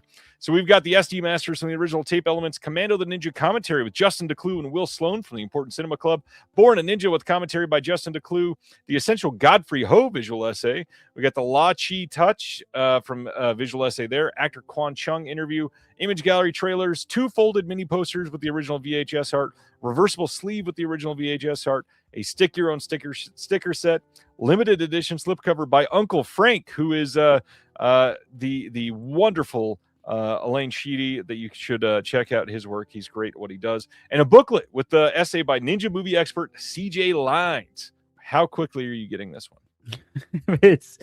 It'll be pretty quick. And I think Uncle Frank, I consider he is the media book king. Is that the He's same pretty one? Yeah, his media book covers are by and far the most extreme. I love it. Yeah, it's pretty wonderful. I love his work. I've not seen either one of these. I tend to like, at least for cheesy fun, my Visual Vengeance stuff. Next, Fungicide from 2002, getting a Blu-ray release from Visual Vengeance on May 26th. And this says, deep within a tranquil forest, 5 strangers met at a secluded bed and breakfast, but one of these guests happens to be a mad scientist who uses his vacation to accidentally create an army of killer mushrooms. Now unleashed on the other guest, and with the body count quickly piling up, it's up to the survivors to arm themselves and fight back against these slaughtering shrooms in hopes of stopping them from world domination. So this is going to have on it a director-approved SD master from the original tape elements, new commentary from the director. We've got the writer and co-producer also on that one, archival commentary with the director and that writer co-producer, plus Dave Weldon on there as well. Commentary from Sam Panico of the BNS About Movies and Bill Van Ryn of Drive-In Asylum. This is the perfect time to now say, hey, Sam Panico will be the guest on Reconnected next Thursday night. Come back and check him out. Can't wait to have him on here for the first time ever. We got a commentary from Schlockenoff Films, the full Riff Tracks version of Fungicide, alternate opening credits, a deleted scene, outtakes, image gallery, Troubled Moon trailer reel, Fungicide producer trailer, Fungicide visual vengeance trailer, other visual vengeance trailers, plus a reversible sleeve, folded mini poster, stick your own sticker set, slip cover, grow your own killer mushroom seed packet. That is astonishing. What do you feel about Fungicide? Hell yeah. That's it. That's my only response. I don't know what this is, but I'm day one. There are so many extras. There's like 3 or 4 commentaries on this yet. It's good, dude. I'm telling you, man. They're putting in more work than I feel like a lot of other companies we talk about, and nobody gives them any credit for it. Well, and the hard part is they were MIA for like a year. So I'm very curious to see how these all turn out. They're suddenly they've put out like 6 announcements, and I think the first one comes out this month. So curious about checking these out. All right. Yeah, very cool. That is all for Visual Vengeance. Let's get back to Imprint, who releases a shit ton of movies. April 29th, they've got a 4K Steelbook coming of the Hard Boiled release from 1992. Now, this is available to pre-order now. It was like a 2-day lag on that one. This has all of the extras that are on the Shout Factory discs, except for a couple things, I believe. But also, it does say more special features to be confirmed. I think they're just going to get everything. I don't think there's going to be anything new necessarily, probably, because there's so much on there. But I also want to point out that the Arrow release of this seems to still be the one to get. So check it out if you're into that. The big difference, though, is this does have a hardback booklet with this, which has an exclusive 60-page hardcover booklet featuring production stills and brand new essays by Panos. I'm not going to be able to read this last name. Kostasinasis? That was wrong. And Vern. Thanks, Vern. Yeah, I don't know how to feel about that one. Hard Boiled. Have you seen Hard Boiled? Yeah, dude. Yeah, I love it. I already pre-ordered the Arrow one, which Nice, smart. Yeah, love this movie. And I mean, honestly, the size of the baby's head on the front of this is kind of unsettling to me. I mean, that is just the actual poster. That's not altered in any way. I know, but for some reason, at this angle, looking at that box, it looks unsettlingly large. But no, yeah, I did get the Arrow one. I think it's cool that this is getting kind of all the regional releases. Yep. There's still 2 more coming, by the way. Still one coming in France and one coming in Italy. Oh, man. Available nowhere to available everywhere very quickly. Probably. Yeah. All right. Next up is the other one, The Killer, also coming on the same day, 4K Steelbook. So again, if you're a Steelbook person, you might want these, but come on, don't be a Steelbook person. The big thing to point out with this one is the Arrow one is the only one to get the special. I don't even know what you call it, like the extended cut. I think that is. Yeah. Curious about this one. Have you seen this one? Yeah, I mean, do you think people would hate me if I say that I like The Killer more than Hard Boiled? Not even a little bit. There's people that say neither one of those are John Woo's best film. Yeah, I love The Killer, man. I watched this first, believe it or not, on the Criterion channel when they did the John Woo feature, probably like end of summer last year. I had never seen this, and threw it on and absolutely loved it, man. Like more than Hard Boiled, I would go back to The Killer. And I also, while I also pre-ordered the Arrow of this, I love the box cover art for this, which is the multiple frames. Agreed. I love beautiful. that. I don't like the steelbook art. I also don't like the steelbook in a box thing, but you know. I mean, the big thing, if you're a steelbook person, at least it is absolutely protected in there. 100%. Yeah, true. Yeah, but then who's gonna buy those steelbook slip things that people got to buy to protect them? Can I do it? Can I? Oh, yep. You mean one of these? Yeah, one of those. The side loader. I love the side loader ones. Sorry, Sibner, I had to do it. See, that is the one that I was going to list. Movie Eddie, Bullet in My Head is one that everybody says. Not everybody, like a fraction of people says that Bullet in the Head is his favorite is his best movie. God damn it, I can't speak. I'm sorry. All right. Anything else on John Woo or Hard Boiled or The Killer? No, great movies. Watch them. They are. We'll say they're pretty okay. I'm just kidding. Decent. They're amazing. Check them out. Yeah. Next up, one of my favorite movies from last year, Marty Supreme, coming to 4K and Blu-ray in the US from A24. It is not a site exclusive before we get into that, just so everybody knows. So you should be able to get this on like Amazon, on Diabolic, on Atomic Movie Store, on all these other places. Great movie. Before I lean into all the details, did you see this one? I didn't. I actually listened to the score the other day because Interesting. AAA 24 sent out a thing that they held on to some of the soundtrack CDs. Mm-hmm. For AAA 24 members. So I was giving that a listen. And also, I just want to I just want to say again, the Big Picture podcast had on, I believe it was Jack, I'm blanking on the last name. He was the production designer for Marty Supreme. And it's an incredible conversation about recreating New York City and a lot of insight that really made me upset I didn't catch this in theaters. But I'll be picking this up without hesitation. So I saw this for the first time at home, actually, in December, and went to the theaters to see this in the theaters in January because I liked it so much. This movie is incredible.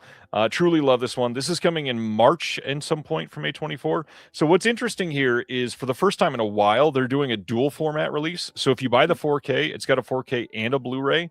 And if you get the 4K, there is an exclusive featurette on there. So it seems to be the one to get if you're choosing between these. Both editions have a 20-minute making of featurette, director commentary, camera test with the commentary, and 6 collectible postcards with behind-the-scenes photography. The 4K disc has an embossed metallic slipcase and includes 2 discs on it. There's a 22-minute featurette with new interviews with the production designer Jack Fisk and costume designer Miyako Belizzi that is not on the Blu-ray. So check that one out if you would like to, because it's a damn good movie. Yeah, Jack Fisk. That was the last name I was blanking on. Yeah. Everybody wanted to let you know that it was Jack Fisk. Thank you. Thank you, everybody. Yeah, thank you. I had no idea what his name was. It's late here. It's currently 11:03, and I'm falling apart. But not as drastically as I thought I would, but it's slipping away. All right, let's move to our next one then. Full Moon has launched their biggest sale of the year, supposedly. This is their Valentine sale. It lasts until February 17th. This is up to 60% off of everything. Quite a lot of great prices. So great that I'm going to remind everybody to check this out because normally I don't necessarily recommend buying from them.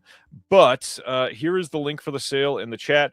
They are, some stuff is cheaper than I've ever seen it be from them, I think. And they've got like mystery boxes if you're into that sort of thing. Not my thing. And I'm sorry for everybody that's after that subspecies coffin set. It is not on the site right now, though supposedly when they launched the sale, there was a few there, but I don't know. Yeah, I picked up. So this is the same price. I got the Full Moon Legacy box, volume 1 and 2, for this price. I think during the week of Christmas, and $130 for the first 20. Well, number 1 through 20 of Full Moon in those signed volume boxes. I loved. I've been diving into those slowly. Nice, very nice. Yeah, I probably need to watch a couple more of those. Radiance. Let's get into Radiance. We got some exciting stuff to cover this month. May 18th in the UK, May 19th in the US, we're getting a Blu-ray of Aesthetics of a Bullet from 1973. This one says, a Yakuza gang selects a good-for-nothing street vendor to stir up trouble in enemy territory. With a flashy suit, a gun, and a pocket full of money, he feels like a king, but when trouble comes knocking, he realizes that waving a gun and pulling the trigger are 2 very different things. After the major studios refused to finance it, the director took this project to New Wave Bastion, the Art Theater Guild, with a deeply impressive performance. We've got Robert De Niro's incredible turn as Travis Bickle as something that could be looking to this as an inspiration, perhaps. Aesthetics of a Bullet is a lost gem of 1970s Japanese cinema ripe for rediscovery. This has a newly filmed appreciation by Robert Schwenke. We've got a new interview with the filmmaker, Kazuyoshi Kumakuri, I think is how you say the last name. Archival interview with Sadeo Nakajima, a trailer, new subtitle translations, limited booklet with new writing by Olaf Moeller, and an archival essay on the film, limited to 3,000 copies. Radiance, have you been checking out much from them recently? Yeah, they're one of the few labels that like I feel very confident in just blind buying when I can get them at a good price. It's kind of like them and Indicator. I'm pretty good at. Like I feel like I score a lot with. Yeah. And just something to like the cover art. There's something to this plot that just appeals to me. And if I'm scrolling a website and this comes up at a great price, I guarantee I'll end up completely blind picking this up. I'm glad because I feel the exact same way. I don't think there's been any of the Radiance Asian films that I picked up that I've not enjoyed like immensely.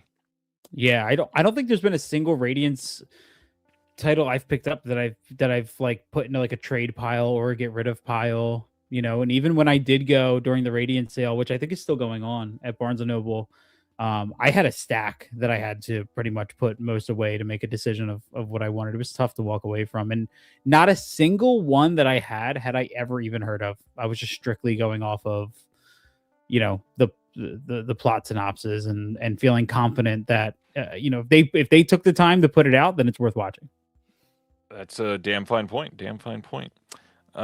Terry says Japanese cinema is such a deep and incredible rabbit hole for distributors to excavate. And I gotta be honest, if a couple of the rumors that I've been hearing are true, it seems like we're about to see not necessarily a full exodus from Hong Kong, but that the rights well on Hong Kong stuff is starting to get a little sparse for some of these companies. And so we might be starting to see a lot more Japanese stuff coming out. My only thing I got to talk about with Japanese cinema, I really hope people that are running these labels can put out a Japanese film that does not have, we'll say, a gun, a sword, or like a girl in a sailor suit. If those three are if any of those three are in a movie, a boutique will put it out. Anything else seems to be very hard to get a company to put out from Japan. So please, anybody, got to hear it. All right, next up from Radiance, a big one that kind of surprised me. May 18th in the UK and May 19th in the US on 4K Blu-ray dual format. We're getting Brian De Palma's Hi Mom from 1970. This is a title that was in the Scorsese, or not Scorsese, De Palma and De Niro box set that they put out through Arrow years ago, which clearly was likely a Fran love passion project for this. I'm glad we're getting this. The big thing I want to point out, obviously we've got things like an audio commentary by Travis Woods. We're going to interview with the critic Ellen E. Jones. All of that is cool. However, maybe the most exciting thing here, in my opinion, is Dionysus in 69, an experimental theater production of Euripides, the Bacchaal, that's not how you pronounce it, but I don't remember. That was filmed by Brian De Palma in 1970. This has been so hard to be able to see, and now it's archived on disc. Big deal. We also got a booklet on this with writing by Matt Zoller. Sites. Any thoughts on De Niro, De Palma? Any thoughts on this film? Have you seen it? Are you into it? I haven't seen it, but I'm into it. I mean, De Palma is obviously a day one pickup, and it's always cool to see a company like Radiance get an early De Palma. I think that De Palma Arrow set is pretty hard to get, right? It's been very expensive, like $200.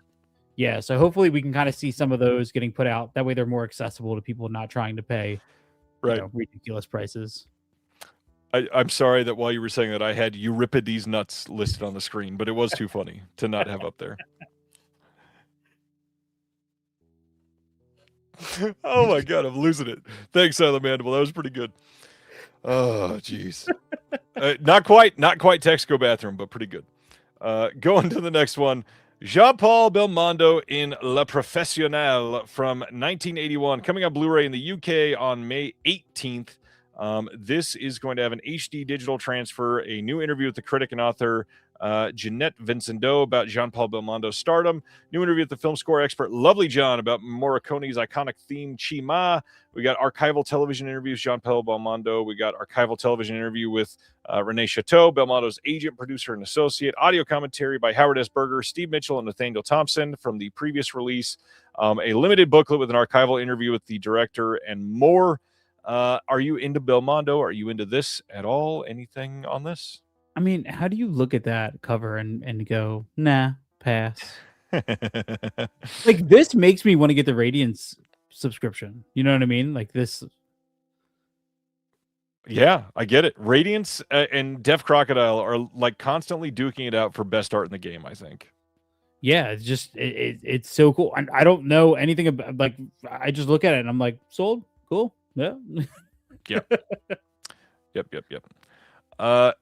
Mike, this is crazy that this was an autocorrect. I think it's hilarious, so I got to read it out loud. Not heard of the C. Palma, D. Palmer, damn autocorrect. You had a moment there. Hope everything's all right, Mike. C. Palma. You sound like me trying to talk tonight. All right. Let's go to our next one, which this one is one that had been released previously here in the U.S. by Cohen Media Group. This is coming on May 18th on a 2-disc Blu-ray set. We've got Jean Lapucelle from 1994. That's probably very, very incorrectly pronounced. I apologize, Ronnie. It is French. This is a 4K restoration of each film from the original negatives presented on 2 different discs. We're going to interview with the co-writer Pascal Bonitier, archival interview with Jacques Rivette and Sandrine Bonnard. We got interview with the critic and author Beatrice Loyosa. We've got a limited edition book with new writing by the critic Willow Caitlin McClay and newly translated archival writing. This is likely the exact same 4K restoration that was on the Cohen Media Group. This is not going to be a huge upgrade there, I don't think. But Pucelle, that's a funny word too. Sorry, Jean Lapucelle. This is the big thing here is UK for the first time, booklet with writing on the film, and a couple new extras. But any thoughts on this one? No, never seen it, but worth picking up. I mean, have you seen it? I've not seen it. This is not really a Ryan type of movie. I'm not into a lot of this this historically accurate type of film unless it's something that blows me away. I am sadly just not super into these. All right. Yeah, I heard your favorite movie, your favorite historical drama was Alexander, starring Colin Farrell. That's my second. My favorite my favorite historically accurate drama is 1991's Robin Hood, Prince of Thieves, starring Kevin Costner. Very good, very good choice. I'll back that. But kind of like Slave to Cinema just said, if it's Radiance, like, I'm willing to give it, a chance. Well, that, and it's Jacques Rivette. Like, I guarantee this is better than I'm giving it credit for. I'm sure it's a much better movie. It's Jacques Rivette. All right, so that is Radiance, but they have a new hosted label, which is their fancy British way of saying partner label. This is a brand new label called Chasm, and they're putting out 2006's Taxidermia. Now, this is kind of a big deal, so we've got a lot to cover here. This is the cover of the inner sleeve. Here is the other side of the inner sleeve. Here is the back of the sleeve. So let's go into what Chasm Films is, and then we'll talk about Taxidermia. So first of all, I cannot find anything online about what Chasm Films is, who is behind it, or anything like that. But this says on the Radiant site, it says Chasm Films is a label dedicated to curating a catalog of underseen, underappreciated, and underground world genre cinema. Cool, but also that's like 84% of labels out there. So that doesn't tell me much. That being said, the fact that they're leading with Taxidermia, which is a film I've been wanting to see for 20 years that has not been able to be put out on physical media in the U.S. and supposedly might not be able to be put out on physical media in the U.S., I am so stoked to see what they're putting out in the future. So for those that have never heard of this says, in Hungary during World War II, Vendel, wow, I should have looked at that name before I started reading, because Jesus. Vendel Morazgovani, that was wrong, indulges his outlandish sexual fantasies while stationed at an isolated military outpost. Decades later, his illegitimate child, Kaman Balatoni, has become a professional speed eater who dreams of consuming his way to fame and fortune. Instead, he grows old and immobile, cared for by his son, a taxidermist determined to leave behind a great work of art when he dies. That is a crazy story. Cannot wait to see this. This is a worldwide Blu-ray premiere of a film that came out during the Blu-ray era, and I just love to see that. This has a new interview with the director, new audio commentary by the one and only Michael Brook, who is great at what he does. We've got a making of the film on here. We've got Shaman versus Icarus from 2003 and The Fish from 1997, two short films by Georgi Palfi. We get a music video from 2006 by Hollywoodu, presented in the original and director's cut versions, an extensive image gallery of work by the art designer, and then a booklet with new writing by Anna Batory, author of The Extreme Cinema of Eastern Europe and Space in Romanian and Hungarian Cinema. I mean, this is an absolute must for me. Very curious about this one. Yeah, I had no idea what this was, but it kind of instantly like grabbed my attention. Like this cover art. It said in there a mix of body horror, black comedy. You know, hearing you talk about it is, you know, just like affirmation that my instinct to want to buy this was correct. Yep. Just like Silent Mandible was asking, this is not included in the Radiance sub. Anything that is not a Radiance film will not be included on the Radiance sub. So anything that is a transmission release, Fun City, Altered Innocence, or now Chasm will be something that you have to add on if you want this sent to you. But I want this sent to me. I'm not a Radiance sub, but I guess I got to find it some way to purchase this. Yeah, I must own this. This looks just astonishing. Yeah, that's cool. All right. Next up, for the third time already tonight, more Imprint. April 29th on Blu-ray, we are getting for their Imprint Asia line, The Touch from 2002. I can't speak tonight. 2002, starring the one and only Miss Michelle Yeoh. This has the 103-minute original theatrical cut in SD, as well as the US 83-minute cut on HD. We've got an Asia promotional tour featurette and a trailer on this one. It's one of their standard side-loading case releases, so it's going to be on the cheaper side. But I always love Michelle Yeoh, so I need to see this. Yeah, never heard of it, but Michelle Yeoh is an instant sell. Yes, please. Silent Mandible says they're doing Altered Innocence. I believe they've only done like one or two, I think. Although I think that was a long time ago. If I misspoke, I could have swore Altered Innocence had done one or two over there. I see everybody going crazy now, so let me pull it up. Looking at yeah, Altered Innocence is listed as a partner label. It says no products found. They must have removed it. They had done one or two way back when. But yeah, it's not up on their site anymore. I wonder if it didn't sell well or they lost the rights or something. Yeah, Altered Innocence had been related to Radiance, but looks like there's nothing on the site. Maybe there's more in the works, though. All right, next up. Beijing Bicycle from 2001 is also coming from Imprint Asia on that same day, April 29th. This one says, once banned in China, Beijing Bicycle is the acclaimed drama from writer-director Wang Xiaoshui. That's not how you say that. I'm sorry. Which won the Jury Grand Prix Silver Bear Award at the Berlin International Film Festival. And it's about a 17-year-old country boy working in Beijing as a courier, and he has his bicycle stolen and finds it with a schoolboy his age. This is going to have the film and a trailer. And that is it, sadly. That was very anticlimactic. This is going to have the film. I wonder why it was banned. That's always interesting to me. I mean, it's China. That's probably that's true. Reason. That's true. Very all right. Next up, staying in Australia, staying technically with the same company, just their parent company. Via Vision had a round of releases, so let's talk about these. The title that I'm not going to be able to say the right way, again, sorry, Ronnie, I think it's Nouvelle Vague is the right way to say it. Probably not. This is the brand new Richard Linklater film. Sorry, maybe I shouldn't say one of two Linklater films that came out last year. This one is the film about Godard, essentially, making a movie. And I've not seen this, and I want to see it. I did it the right way. Yay! Thanks, Ronnie. Yeah, check out this one. I will definitely be getting this one because, unfortunately, it's likely not coming out in the U.S. since it's a Netflix-owned film here.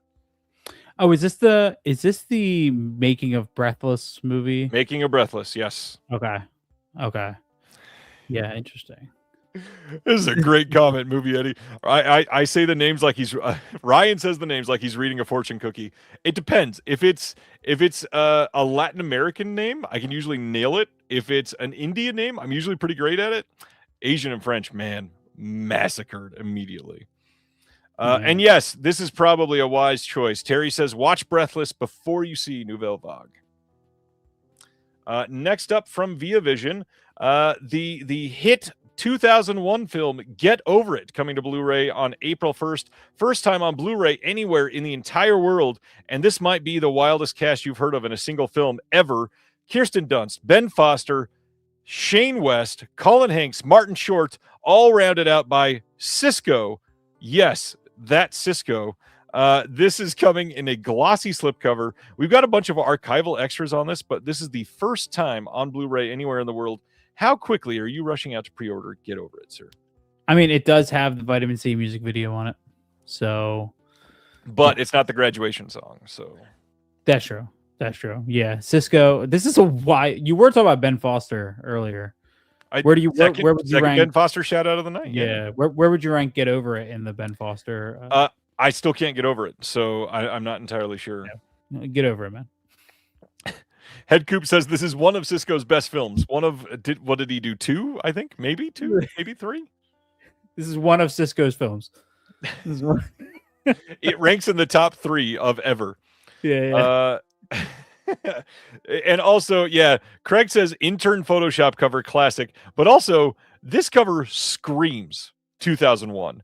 Everything about this is 2001. There's something about this that just makes me think of AIM. AOL Instant Messenger. I don't know. Absolutely. Yes. Sibner is texting me that Cisco does his one-handed cartwheel in this. Thank you, Sibner. I know that you're a Get Over It expert here. I'm so sorry. All kinds of people genuinely excited about this. So I get it. I'm glad, genuinely. People, I think it was on pretty much people very excited about this. I'm so glad that people can see this. I'm curious what the possible alternative artwork is based on the artwork not final sticker. Oh, it's not final. Interesting. Maybe it will be slightly less 2001. The less saturated. It will be a noir version, just black and white. Well, I shouldn't say black and white where there's Cisco and Kirsten Dunst on the cover. It's already black and white. I get it. Get over it, man. Touche. Let's go to the next one. Head in the Clouds from 2004, starring the one and only Charlize Theron and Penelope Cruz. I did not know this existed until this announcement. I did not know that was Charlize Theron. It's 2004 Charlize Theron, so that could be why. Some striking artwork there, man. It's very glossy, I will say that. I don't know anything about this movie. This one also artwork not final, and I dare I say that's probably a good thing. Although I have a feeling this will end up being the final artwork. I don't know. This is the only one that has not said housed in a glossy slipcover. So, interesting. All right, let's go to the next one. Guinevere from 1999, getting a Blu-ray release on April 1st. This is the first time on Blu-ray anywhere in the world, starring Stephen Ray, Sarah Polley, Gene Smart, and Gina Gershon. I've also not seen this one. I've heard this one is okay. Not like a masterpiece or anything, but I've heard it's pretty fun. Like the cast, Gene Smart, Sarah Polley, Gina Gershon, great. Stephen Ray, pretty good. Any thoughts on this one? No, I mean, gotta do some research on it. There's something about this cover art that's like, this looks like my thing, but it's not final, so who knows? Well, thankfully, it is housed in a glossy slipcover. So it is. Okay, all right, good. Okay, a little more premium. If you were worried. But if you were worried, hopefully you won't be able to not look for the werewolf. I've heard this is great. I've never seen this one. April 1st, there is a Blu-ray release coming of Where from 2013. I've never seen this. Have you seen this one? No, I thought this was the new Robert Eggers movie. Werewolf for Eggers is WLPH after this. Supposedly this is great. Anybody in the chat ever seen this one? Because I genuinely, I'm probably gonna check this one out soon. This looks really good. Man, yeah, put on my radar. This says when a vacationing family is brutally murried? Okay, listen. I am so tired this week. I'm sorry. This says when a vacationing family is brutally murdered, an intrepid attorney, Kate Moore, is assigned to defend Talon, the main suspect and mysterious loner with a strange medical condition. As she delves into a shadowy past and runs scientific tests to prove his innocence, Talon's darker instincts soon surface with unparalleled violence. As Talon slashes and shreds his way to freedom, Kate must stop the atrocity that she's unleashed before the city is torn apart, limb by bloody limb. I am into it. I'm gonna go into this as blind as possible because last time I did that, I bought The Cursed from a couple years ago. Oh, yeah. And that has become one of my favorite werewolf movies, like that nobody talks about. And ever since then, I've been really into kind of just taking a chance on more,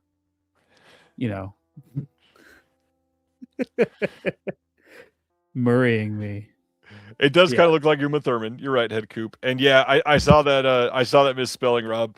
It says strosity instead of atrocity. All right. Yes. My point is, I'll probably take a chance on this. I'm going to go to the next one, and this one is April 15th from Via Vision, and this is Space Station 76 from 2014. This is a first time anywhere in the world on Blu-ray as well. This is starring Liv Tyler, Patrick Wilson, and Matt Boomer. I got to be honest, another one I'd never heard of. This looks like a limited series or something. No, this is a film from 12 years ago. I'd never heard of it. Had you heard of this one? No. But again, just the eyes on these covers are getting to me in a way I don't understand. There's something about the eyes and all of these that are just, Yeah. They say the eyes, are the window of the soul or whatever they say, and all the eyes on all these covers are just. Did I say Matt Boomer? I meant Matt Boomer. I'm so sorry. Matt Boomer. I can't pronounce French names, Ronnie. I'm sorry. Yes, Matt Boomer is now a French name. I thought this was like a Farscape spinoff, just based on the cover. It looks like Farscape meets Doctor Who or something. Yeah, see the eyes, man. I don't know. It's something. I don't know. Good thing it's not final. It is kind of creepy. There's no depth to the eyes. They're like just flat and white. I don't know what's going on. Patrick Wilson looks like Paul Newman here. A little bit, yeah. Head Coop says, I remember this. Wasn't this some kind of early YouTube project or something? Ooh, that could be an answer. I feel like Patrick Wilson is the only guy who could wear those disguise goggles and you would still know it's Patrick Wilson. You know what I mean? Like, I feel like you put on the one with the nose and you'd be like, it's Patrick Wilson. Yeah. Roll next in space. All right, going to the next one. The White Countess from 2005 is coming to Blu-ray on April 15th from Via Vision. This is the first time anywhere in the world on Blu-ray as well, which is still crazy to me because this is the final Merchant Ivory film. How is that not a big enough thing to get a Blu-ray release immediately? We got a Ray Fine performance here. Vanessa Redgrave, Lynn Redgrave on this one. Just a crazy cast. Never seen this, but it's Merchant Ivory. Like I feel like it's probably not great because it's 2005, but I feel like I got to see this. I know nothing about it, man. This one, I have nothing to say. Do you know anything about Merchant Ivory? I don't. Merchant Ivory is a legendary producer and director combo that has done all kinds of stuff over years. I'll do research after the show. I will fill this gap. Both Redgraves with an E in the word both is I feel like that's an attack on me, Adam, and I appreciate it. I know it wasn't. I'm just being silly. All right, let's go to the next one. Hello down there. For the first time on Blu-ray anywhere in the world on April 15th, 1969 film with Janet Leigh, Roddy McDowall, and Tony Randall. Yeah, hello down there. Any thoughts? Hello? No? All right. Hi to you as well. Elvis, Easy Come, Easy Go from 1967 is coming to Blu-ray on April 15th from Via Vision. And I think this is the last one. This is on Blu-ray for the first time anywhere in the world. And supposedly, this is a terrible movie. I've never seen it, but that's what all the comments said. I'm very curious about this one. I've only ever seen, I think, one or two Elvis movies. This is probably not great if everybody's saying it's real bad. Yeah, yeah. The last Elvis movie I saw was the Baz Luhrmann Elvis film. So not even an Elvis movie. Nice. Yeah, yeah, you're right. You're right. Yeah, sorry about that.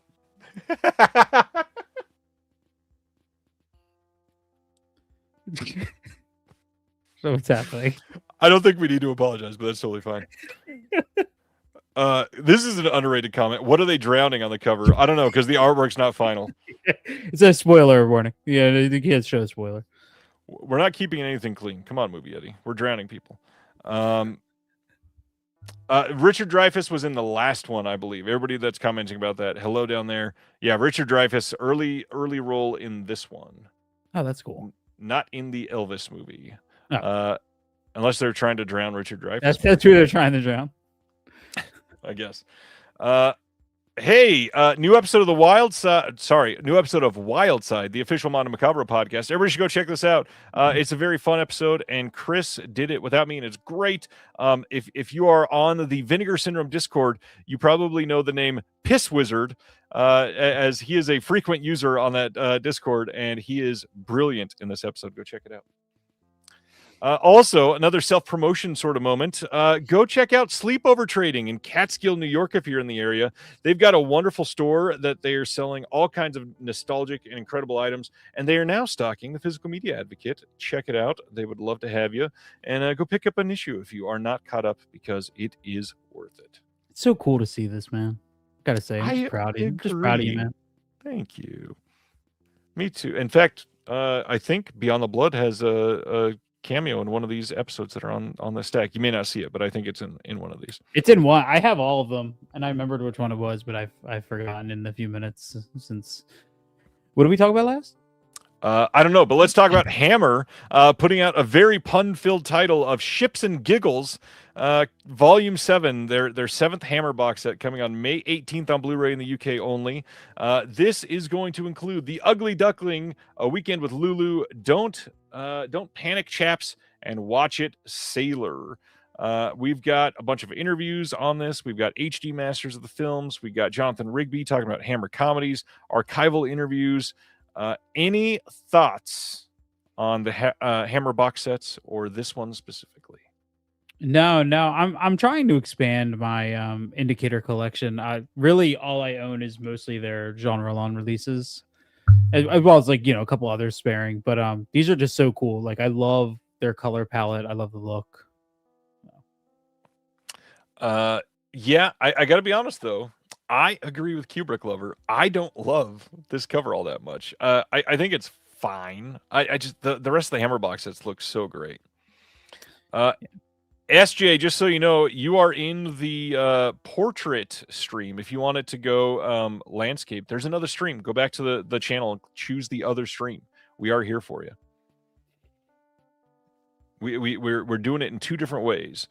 So Hammer, on this one, they've also got a whole bunch of old stuff on here that is great. So we've got Leslie Phillips Asks from 1960. This is a charity appeal film. We've got Up in the Air from 1969, a feature-length Children's Film Foundation production set in a Victorian boarding school. That's pretty rad. We've got a booklet on this one, of course, with new essays by Josephine Bottling, Melanie Williams, David Cottis, and Mark Fryers, an archival article on The Ugly Duckling, extracts from the original press books, and more. Crazy. Lots of stuff on these box sets. Indicator does great stuff. Yeah. I think we should bring back chaps in the vocabulary. Yeah. That's that would be a fun one. Like Chris, how often do you wear chaps? Well, I was talking about in a reference of if I'm explaining a group of people. I know what you meant, but this was I mean, I tried. Yeah. And I agree with Ronnie, especially when you zoom in on just one portion of this. Speaking of the eyes. Yes, I would say that guy looks like a perv, specifically when you zoom in on this portion. Good Lord. All right, that is the Hammer box set, Ships and Giggles. I love that. That's great. That's great. Yeah. Next up, April 21st, 4K, Blu-ray, and DVD releases coming from Wellgo USA of The Forbidden City from 2025. This is supposedly really great. It says, from Gabrielle Mainetti, director of They Call Me Jeeg Robot and Freaks Out, comes the action-packed tale of two strangers seeking the truth and vengeance.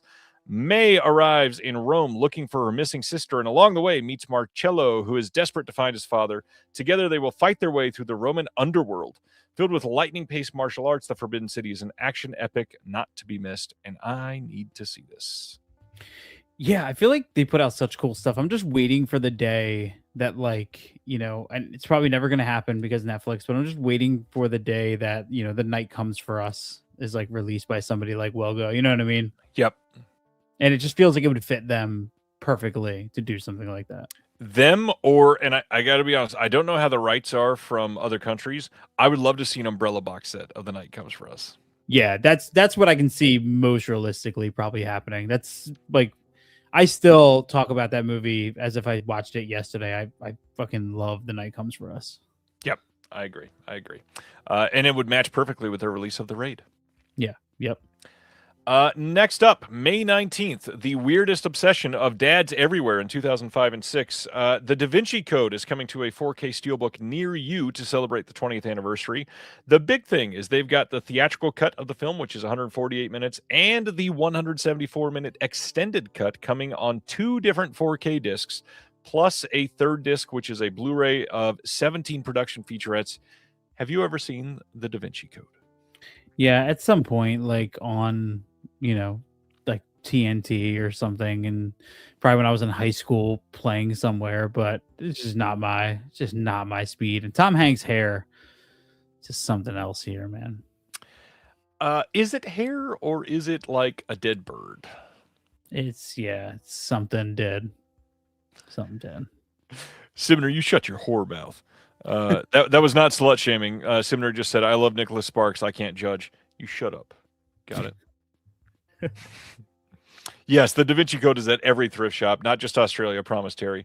Yeah, this is crazy. Back in 2006, weird, different life for Ryan. I had just started working at Union Pacific Railroad as a conductor, and I swear to God, every single engineer that drove trains that year at one point pulled out a copy of the Da Vinci Code to read while they were sitting on the train, and I have never understood the obsession with this.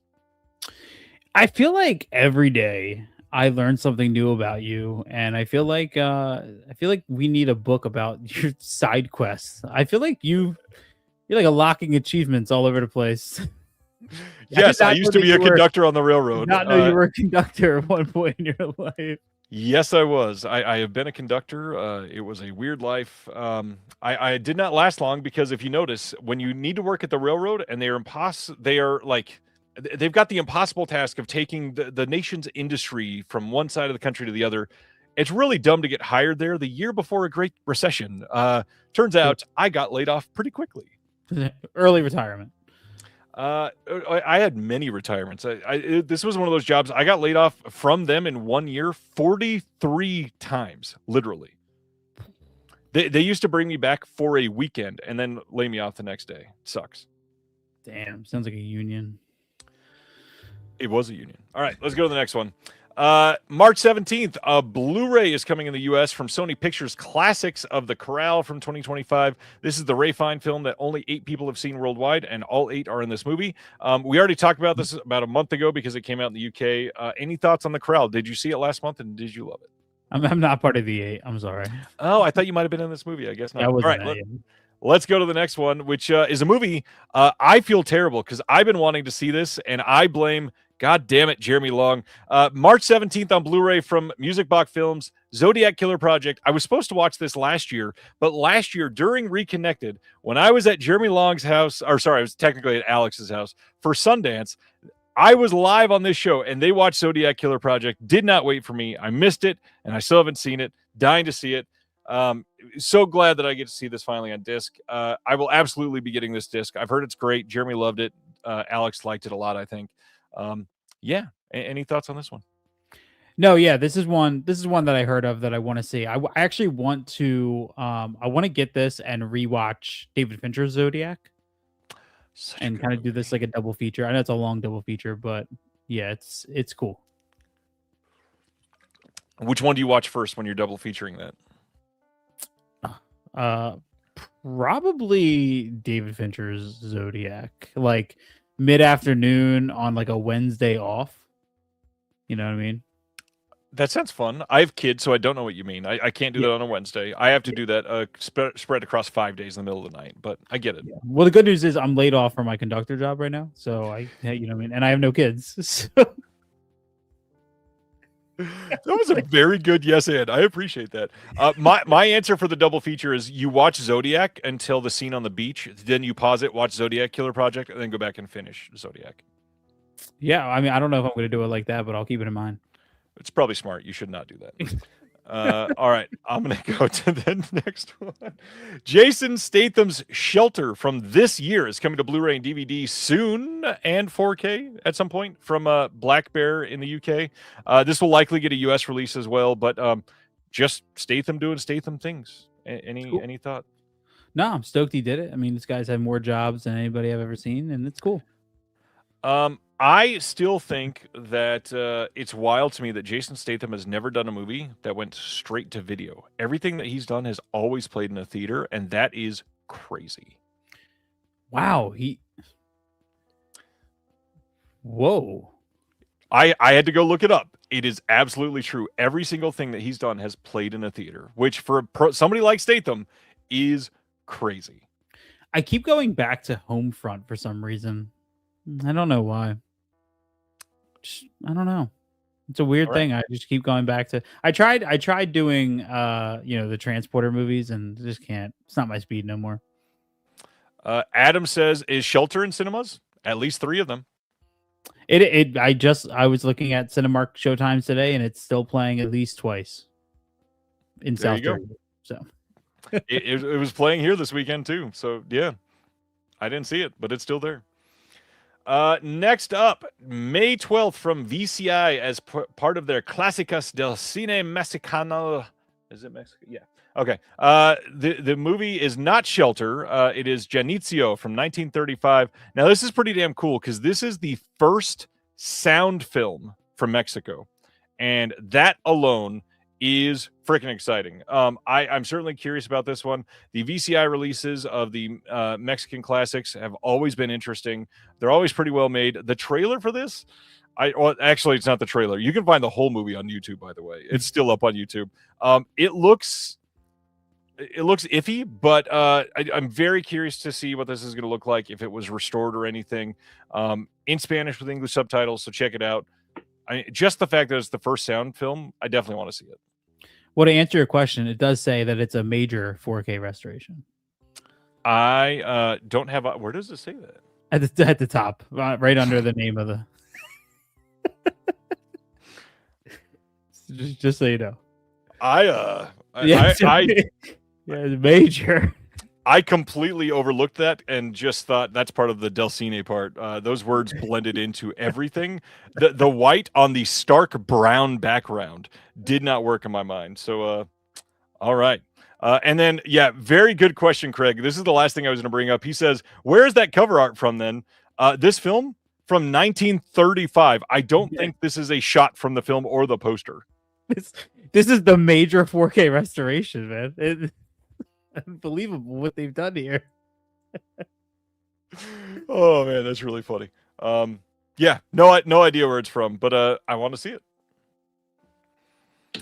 May 12th, we're getting a Blu-ray release from Animigo of Alien 9 from 2001, an anime film that I know literally nothing about. Never even heard of it. That's okay though. Cool. Next up, April 17th on Blu-ray from Eclectic, a line that MVD is distributing that I've never heard of at all. Desperate Teenage Love Dolls and Love Doll Superstar, the sequel from 1984 and 1986. This is a music double feature that is made on a micro budget and cast with members of the Los Angeles punk scene.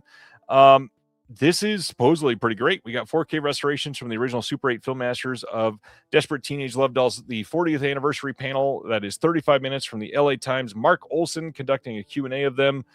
We've got lots of stuff on the disc, commentary tracks, deleted scenes and all takes, music video, making a featurette. This is great. Supposedly David Markey's pretty fantastic at what he does. This is done like very tongue-in-cheek, but I certainly want to see this. This sounds very interesting for sure.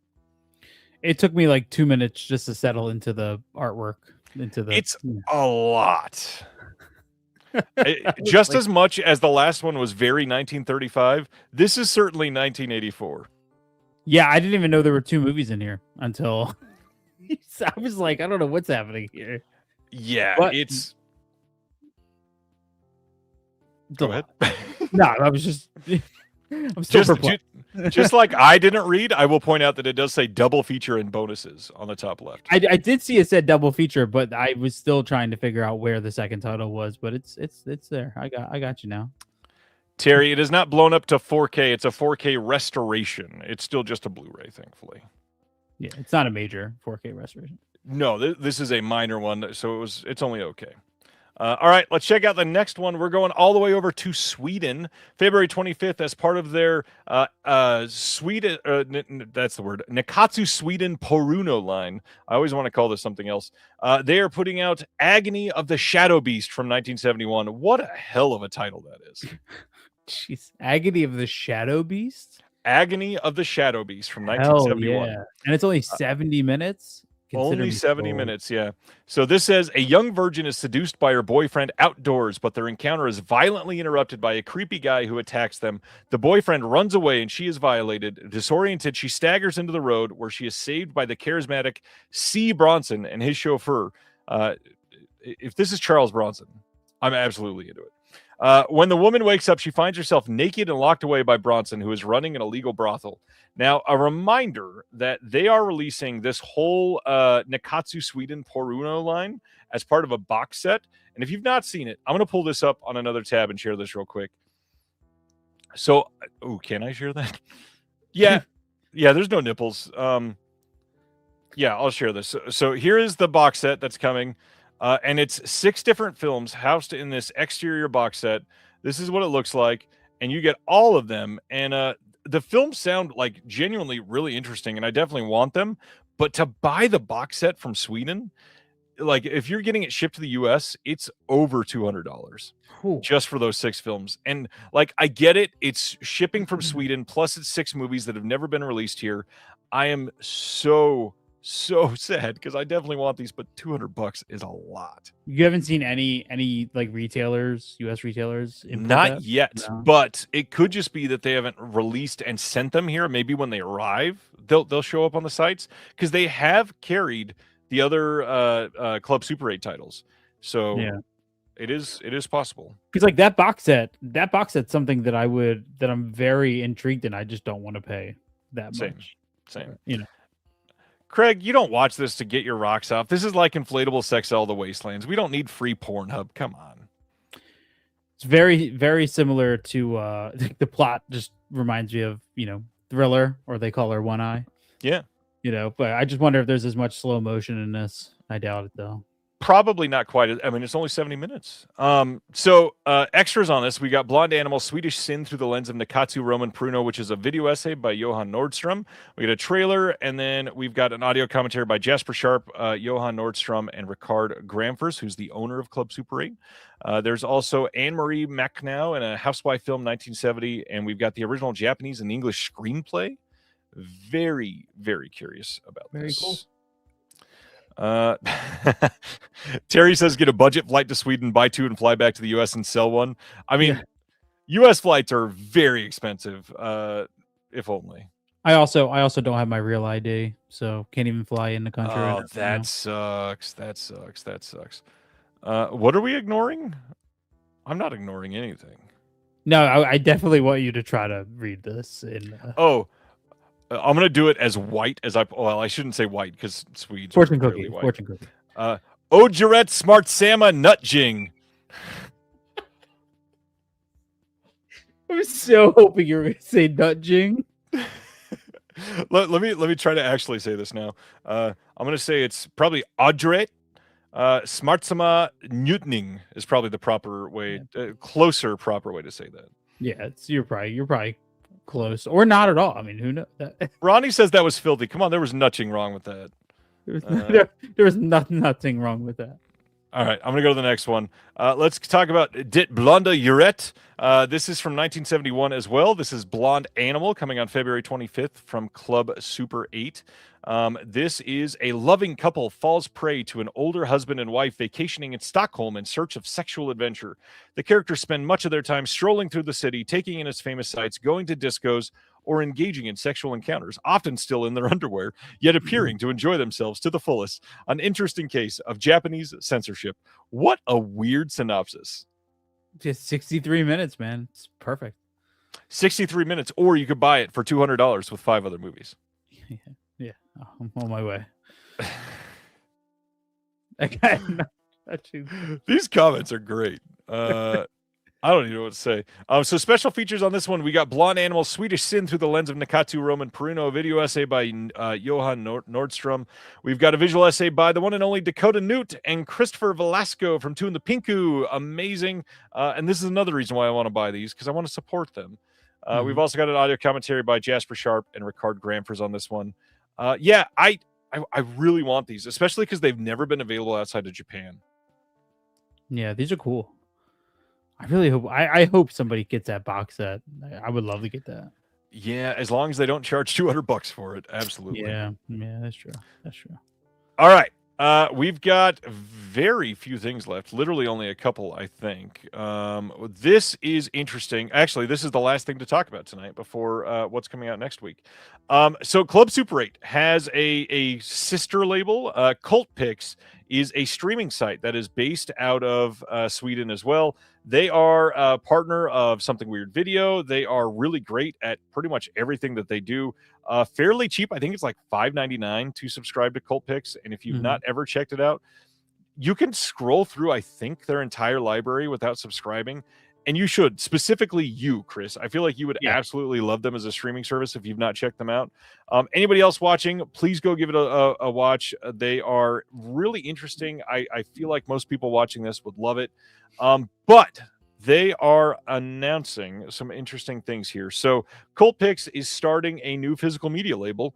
And let's go through some of this. So Stockholm-based streaming platform Cult Picks is moving into physical media, partnering with National Film Institutes in Hungary, Taiwan, Czech Republic, and Estonia for a new Blu-ray label set to launch at Cannes in May.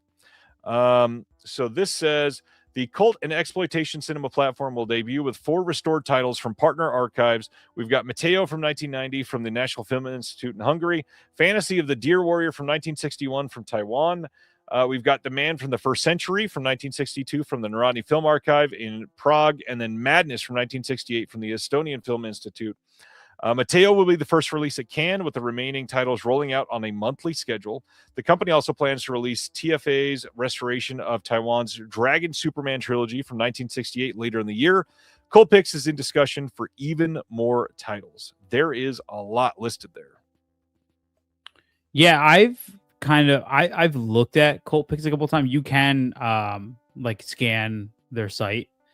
But I went through like a little bit of I'm a little funny with like streaming services. I went through like a Criterion channel kick, and then I went through a oh my god, there's another one too that we talked about last time I was on the show, and I forget what it's called. But Cult Picks is on my list of streaming services to check out, just to kind of see what's going on there, because it looked right up my alley. Well, I got somebody messaging me. It looks like they may not necessarily pay the people that they're licensing films from. So maybe look into Cult Picks a little bit first. Very curious about that. Yeah, Never mind. Interesting. Take back what I Everybody said. should do some research. Good is what I'm sending to this person. Yes, and I agree, Robert. Why is everybody starting boutique labels this year? People are crazy. Who starts a boutique label in 2026? Just a terrible decision. Yeah. Studios run the game, man. That is me being very tongue-in-cheek. Any thoughts about a Swedish new physical media label? No, but like pretty much like everything else, I'm down to give it a shot. I agree. So yeah, that is it for news for this week. Let's talk now about what is coming out next week. in case you forgot. February 13th, which is tomorrow, we've got a release coming out from Flicker Alley of the Focus on Louise Brooks. And then next Tuesday, Ben-Hur on 4K, All the President's Men on 4K, Predator Badlands on 4K, and all of those also have steelbooks. Nightcrawler on 4K with a very unnecessary steelbook with the nothing looking like that in the film. A Beautiful Mind 4K. We've got Sisu, Road to Revenge 4K, Double Impact 4K, The Visitor 4K, lots of 4Ks. Small Soldiers getting a standard 4K.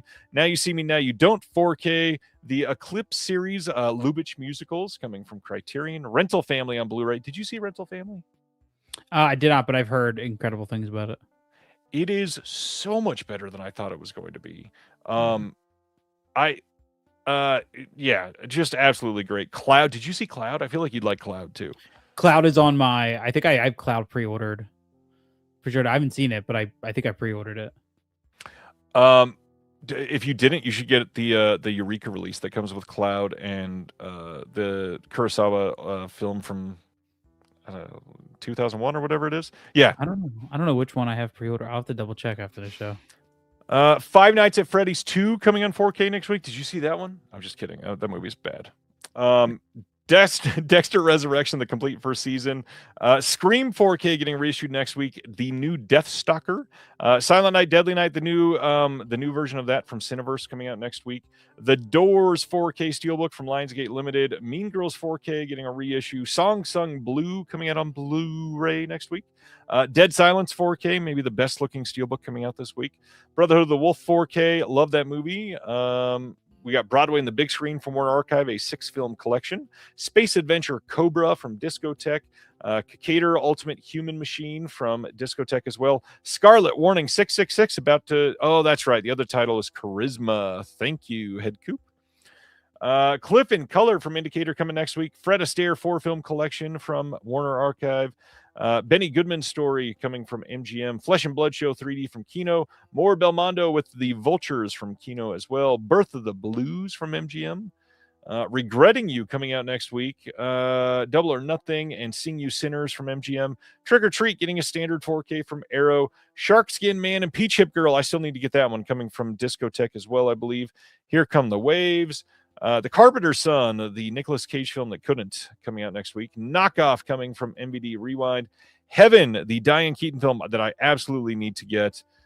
Spencer Tracy 4-film collection. Tomorrow's Joe from Neon Nights from Discotech. Plot of Fear from Raro Video. And Trifoli from Cohen Media Group. Anything you're excited about next week? Yeah, I mean, I'm not going to buy it right away, but Sisu, Road to Revenge, very excited about. And then also... now I'm blanking. Scroll up real quick for me. I'm completely blanking on what else I was going to scroll back down a little bit. I just literally had 2 titles in my head, and I was like, which ones am I now? Silent Night, Deadly Night for you, probably. I'm going to wait because I don't want to buy that now and then have it sit on the shelf until Christmas when I watch it again. You know what I mean? I don't know if I'm going to do that. There's something about that Doors one I absolutely hate. Just the Technicolor hair on the other side is crazy. Yeah, there's something about that I don't like. Definitely intrigued by The Visitor. I don't think there's really anything else that I'm like specifically looking to pick up. A lot of stuff that like I'm just kind of gonna hold out on. You know what I mean? Yeah. Like stuff I want, but like I don't feel the need to just grab right now. I get it. I saw Silent Night, Deadly Night. I think you would enjoy it. Especially knowing your taste. I think it's better than you think it's going to be. Yeah. I didn't like it as much as Toxic Avenger last year, but it's pretty good. It's a packed week, and like Scarlet Warning 666 is I think the only reason I'm not, because I don't even know when that's shipping.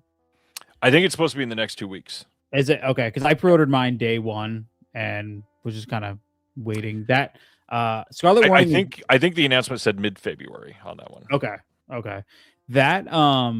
That's one of like the rare times I just took a completely like I didn't even watch anything for that. I just love what Grindhouse Releasing is doing, and ever since I believe it was last year or the year before when I bought Hollywood 9028 from them, and it became one of my favorite discoveries of all time. I'm just a lot more willing to take blind chances on them. So I'm curious to see Yep. what I'm going to get with that. Well, before we get into our discussion on transgressive romance films, there is one thing that we didn't highlight too much, which we probably should, and that is Sunday night at 7 p.m. Eastern, 4 p.m. Pacific. We are hosting, you and I, the Shelshock Rewind Awards for 2025, the 4th annual and my final Shelshock hosting gig. Everybody come check it out. We've got a bunch of people that are going to be here to keep you entertained. We got some great videos that I can't wait to share. We got some names involved that I hope you'll recognize. We got some people that I'm just stoked that were able to do some things with us. We've got some big awards to release and share with everybody. Some titles came out last year that were just amazing. And speaking of Grindhouse releasing, they had a big title last year that they could win an award or 7. We'll see. Anything else about Shelshock that you're excited about? Yeah, I mean, just the whole thing, man. It's honestly like over the last few years, I've put myself out there enough that I'm not as nervous about doing this stuff, and I'm not nervous about doing this, just anxiously excited and so honored that that you asked me to do this, man. I hope I'm a good co-host. I hope so too. If not, I mean, we'll have to just disown you, but that's okay. I mean, I'll just leave mid-show.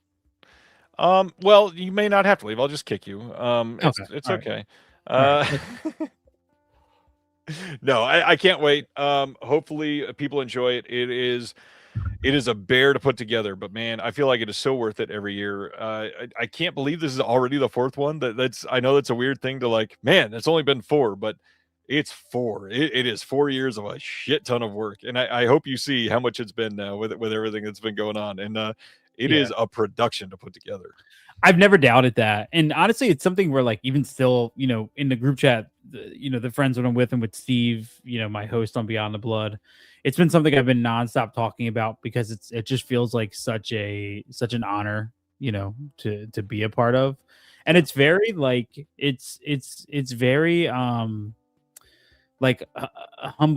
I don't even know if I would say humbling. It's interesting. It's so funny to see like the progression of like I remember the first Shelshock Rewind and watching, and then now to be on number 4, but to be on your final one, it's definitely like a really cool feeling that I kind of get like a little emotional thinking about. Honestly, it's something that I take very, very personally, and I really appreciate more than you'll ever know, to be honest.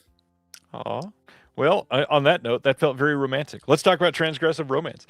I'm so excited to have this conversation because I love like alternative romance films or like weirdo love stories or anything that can go down the dark route associated with this. And not all of mine are dark. In fact, I purposefully chose a couple that are very not dark and in between some crazy dark movies. So my list is dark. My list is mostly dark. It's at least, well, it's exactly 60% dark. Let's get into it. What is the first one that you want to talk about tonight? Well, I also want to say I also wrote like Hallmark card quotes for all of these. So very excited to share those with you. So I was trying to think of this over the last because we had a different idea up until yesterday, and then we decided to switch it up. And I was like, man, what is right up my alley that I could talk about? So number 1, I have High Tension from 2003.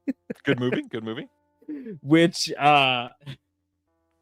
it's always I remember my relationship with that movie goes back so far. I remember having the DVD. I should not have had this DVD at the age that I was, and thinking the whole entire time that it's just a whatever psychological slasher movie.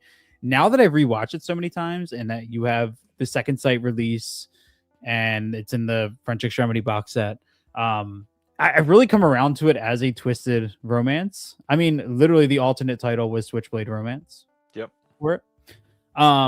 It's a movie that I love so much.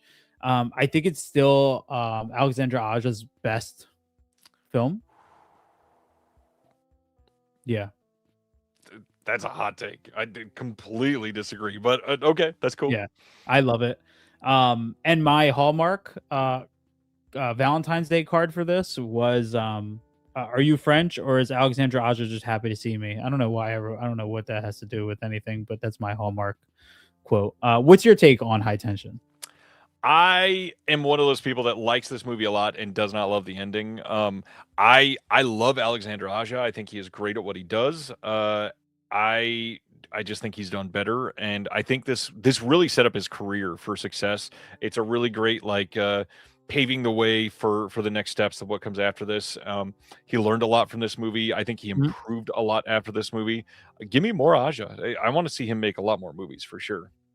Yeah. I think I'm always shocked at how violent this movie is and how violent that house assault is.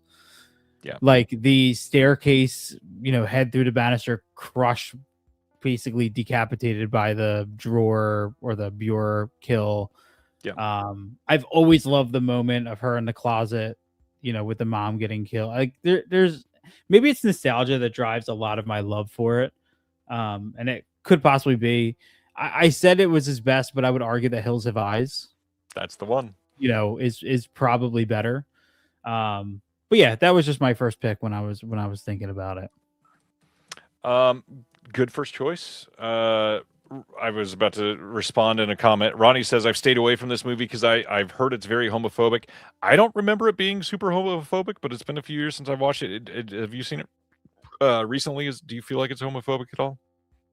I watched it when Volume 1 of New French Extremity came out, and I didn't get, any like homophobic response to it. But I mean, To be fair, you are one of the straights, so you're not going to be attacked, I guess. Yeah, exactly. Yeah, that's why I was trying.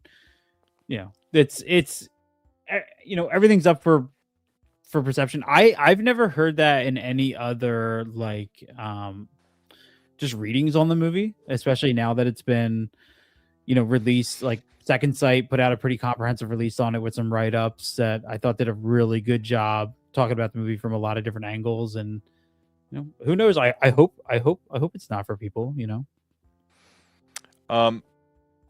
I would agree with the text I just got. I guess posing the villain as being gay is possibly touchy, but I mean, not honestly, it's kind of inclusive. I wouldn't say that specifically makes it homophobic, but I get how it could read as such at least. So Yeah, I understand, Ronnie. I would still, anytime with things like that, I would still encourage, at least watch the movie and then make that decision, for yourself. I would hate for somebody to miss out on it, something that potentially they could really like and get a different reading on. You know what I mean? So I would still encourage you to check it out. All right, my first one. I was going to save this for number 2, but since he just asked a question about it, Kubrick wants to know, is Lisa Frankenstein a good movie? It is, because this is my first choice for tonight. I love this movie, and I think this is absolutely a transgressive romance film. And this is my first of the light movies that I want to talk about, because it's transgressive in a way that transgressive doesn't always just mean dark or bleak. It's mostly just like pushing boundaries. And this feels like John Hughes doing Frankenstein in the best way.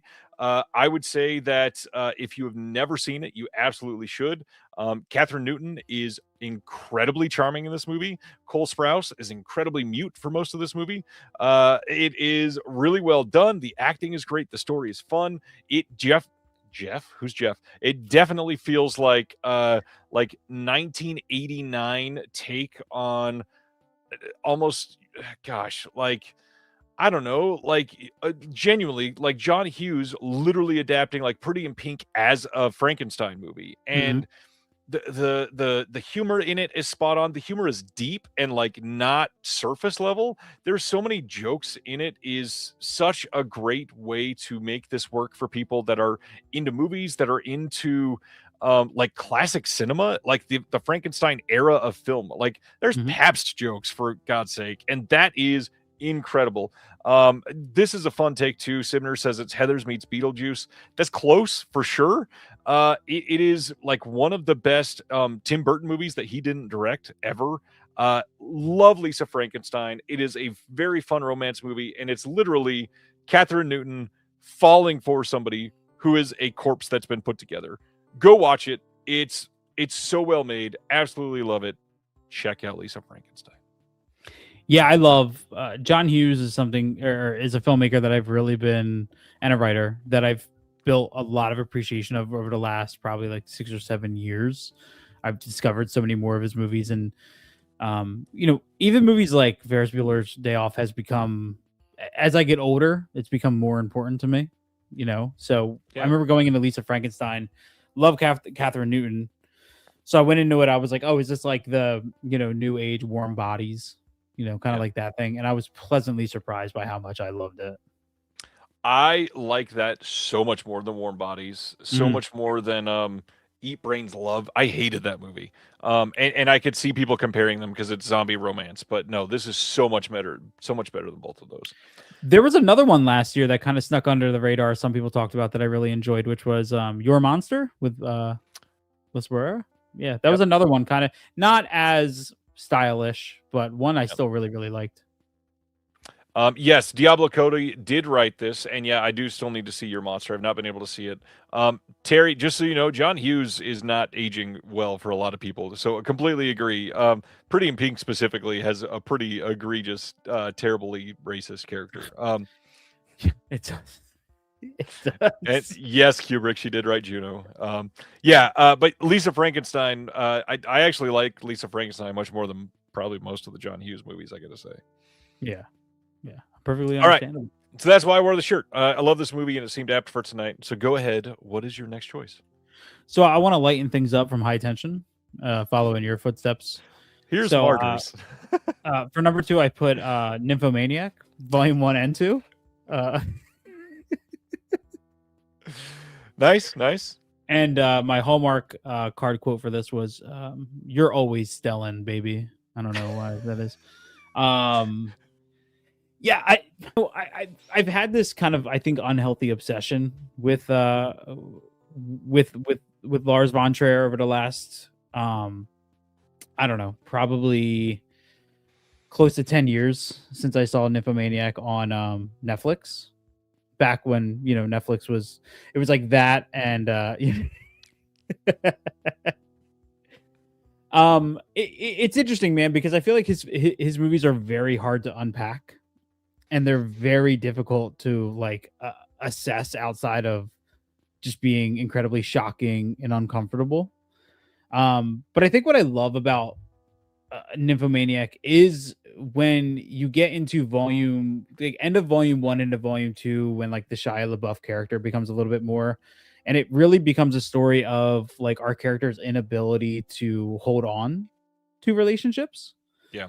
Because of this endless desire for pleasure or just to please endlessly, and her inability to choose a single partner.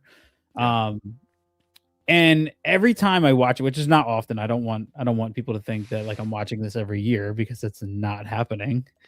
I watch this every April. Every 6 months I'm throwing it on. I do feel like it's one of the most interesting stories of I don't know, just kind of like sex and odd romance I've ever seen, if that makes any sense. You know what I mean? And it's something that I feel like in 5 years, on Reconnected again, I'm going to have a different take on it, or I'm going to see it in a different light.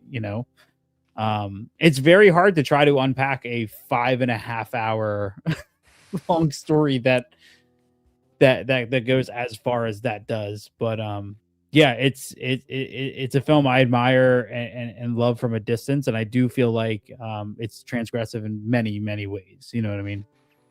Transgressive is putting it lightly for this movie. I think this movie is truly astonishing. I am a Lars von Trier defender as far as his cinema, not as far as him as a person, for the record.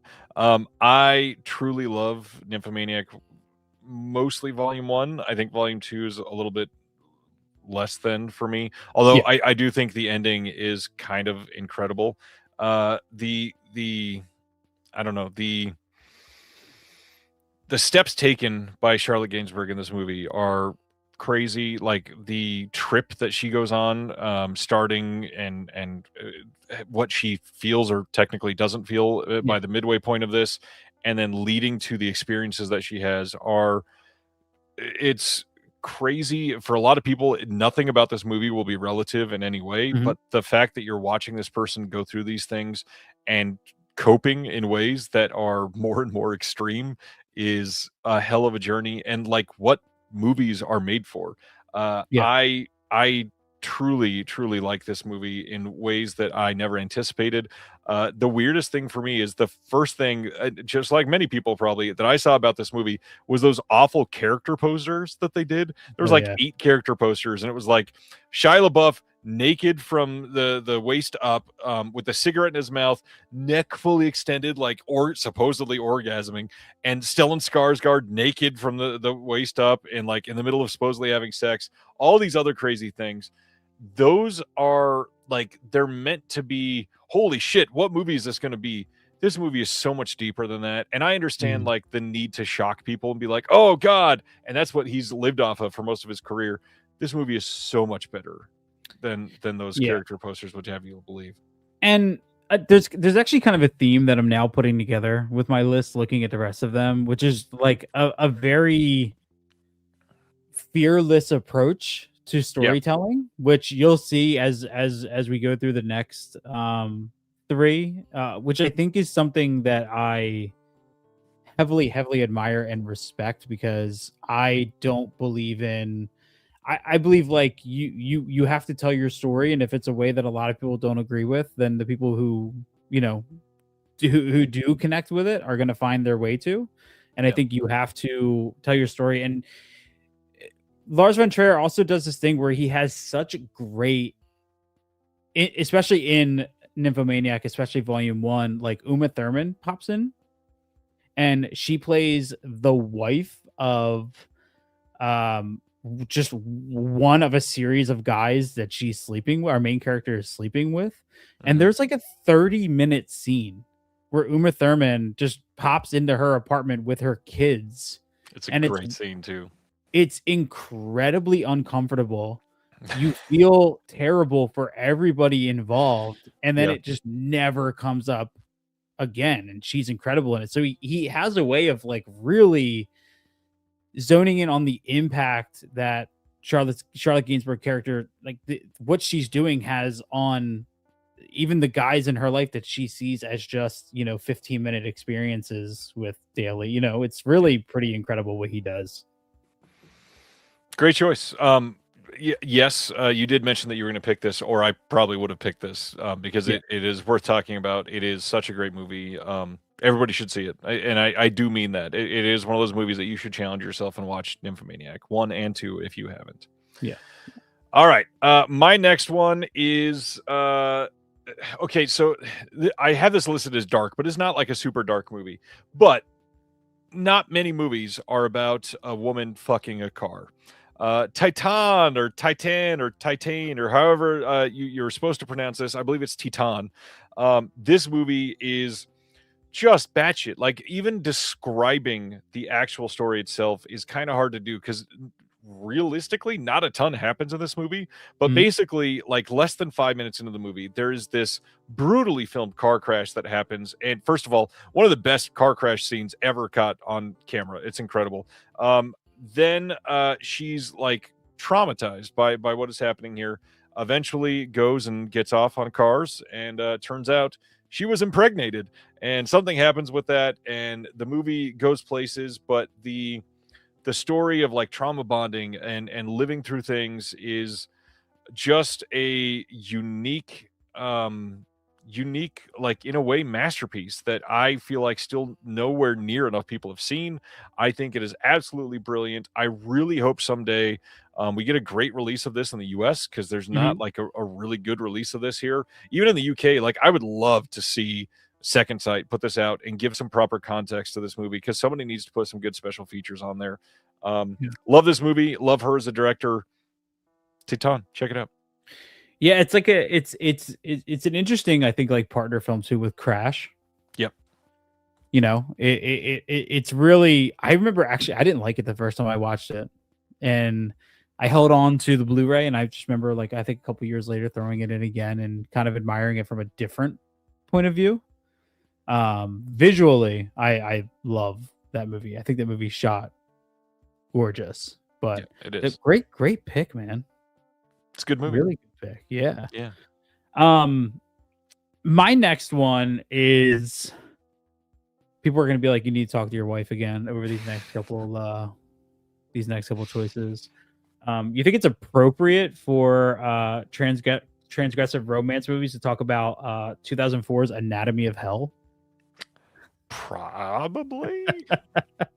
Yeah. Have you ever seen Anatomy of Hell? I've not, but I've heard the reputation. I need to see this one. Yeah. It's pretty bold. It's very small in scale, and my hallmark one for this is always Rocco Siffredi for your love. That's it, because of obviously Rocco Siffredi in the movie. I think you say her name, is it Claire Denis? Claire, is that how you say her name? The director Claire Denis, is it Denis? I think I don't know, maybe I'm getting it wrong. But sure. Anatomy of Hell came in my new French Extremity box set, and it was the one that every single person I'm sorry, Catherine Brelet. It is. I was mixing up my names. Every single one of my friends who bought the box set was like, dude, you're gonna hate Anatomy of Hell. You're gonna hate Anatomy of Hell. And to kind of read off and give you an idea of the cast, basically, it's a woman who pays a gay man that she meets at a gay bar to hang out at her place for 4 nights and watch her when she's the most unwatchable.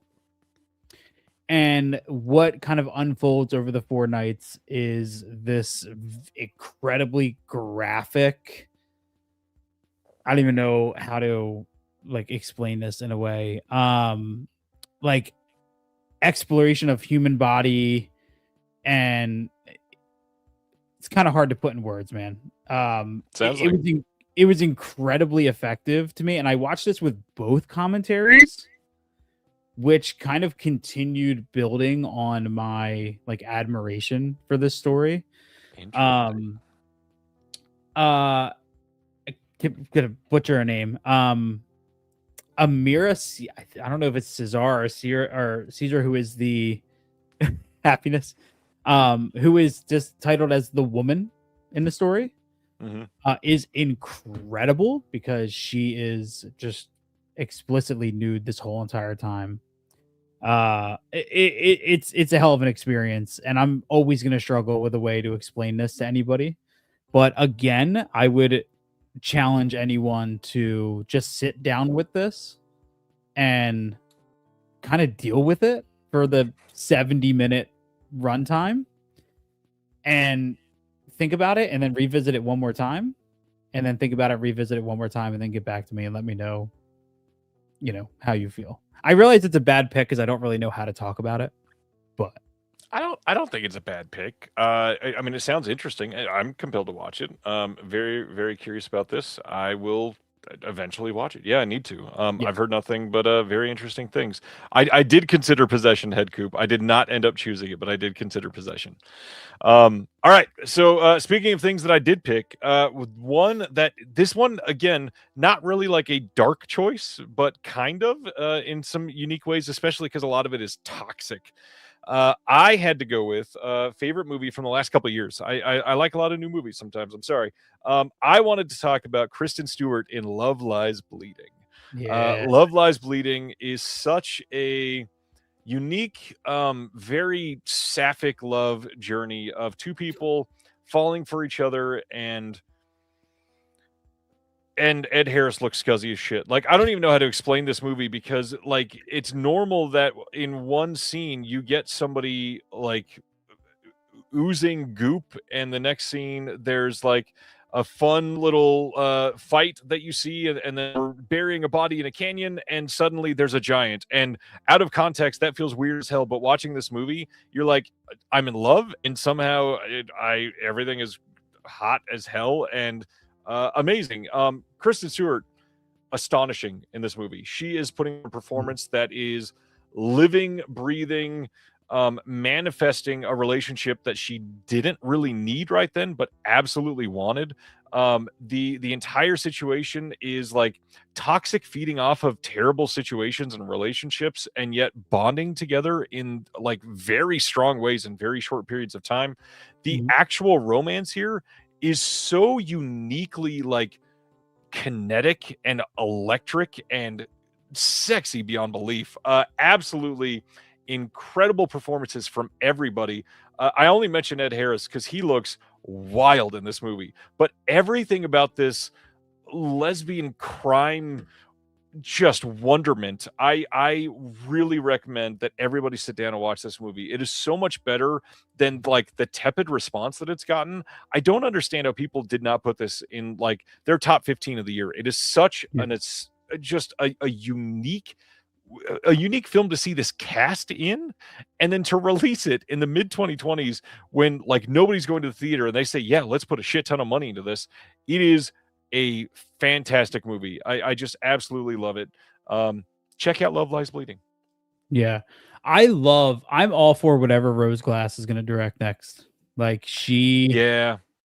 And I love that Saint Maud was this kind of very small film, very contained, and Love Lies Bleeding just expands it a little bit more. It just kind of feels like the world is building a little bit, and I hope for the next we just kind of continue to see that expansion out. Yep. I remember I didn't see Love Lies Bleeding until I got the A24, I think the Blu-ray when it came out, and I watched it. Just like everything it did. I loved all of the settings. I love the contrast of the dark, gritty gym to like the bright desert, opening of the gun range, and it just kept going. And as it evolved, it was like, oh, it's a crime thriller, and then it evolves from that into a love story, and then it evolves from that into obviously a Attack of the 50-Foot Woman, basically. By the end, and it just sucks you in, man. I love that movie. I'm glad you liked it. Yeah, it's fun. Love this movie. So these next two, I kind of had, the next one, I kind of had a little back and forth with. I was talking to a friend of mine earlier, kind of trying to bounce my ideas off of him. And my original pick, I just didn't know if it fit it well enough, but I was going to go with Blue is the Warmest Color. Because a nearly 3-hour, French love story that is just incredibly effective if you're willing to sit down and give it the time and the attention it deserves. Yep. But then I was talking to this friend, and he brought up a movie that is incredibly sick, and I was like, well, I have to talk about that. It fits with my thing perfect. So I'm talking about 1988's Necromantic.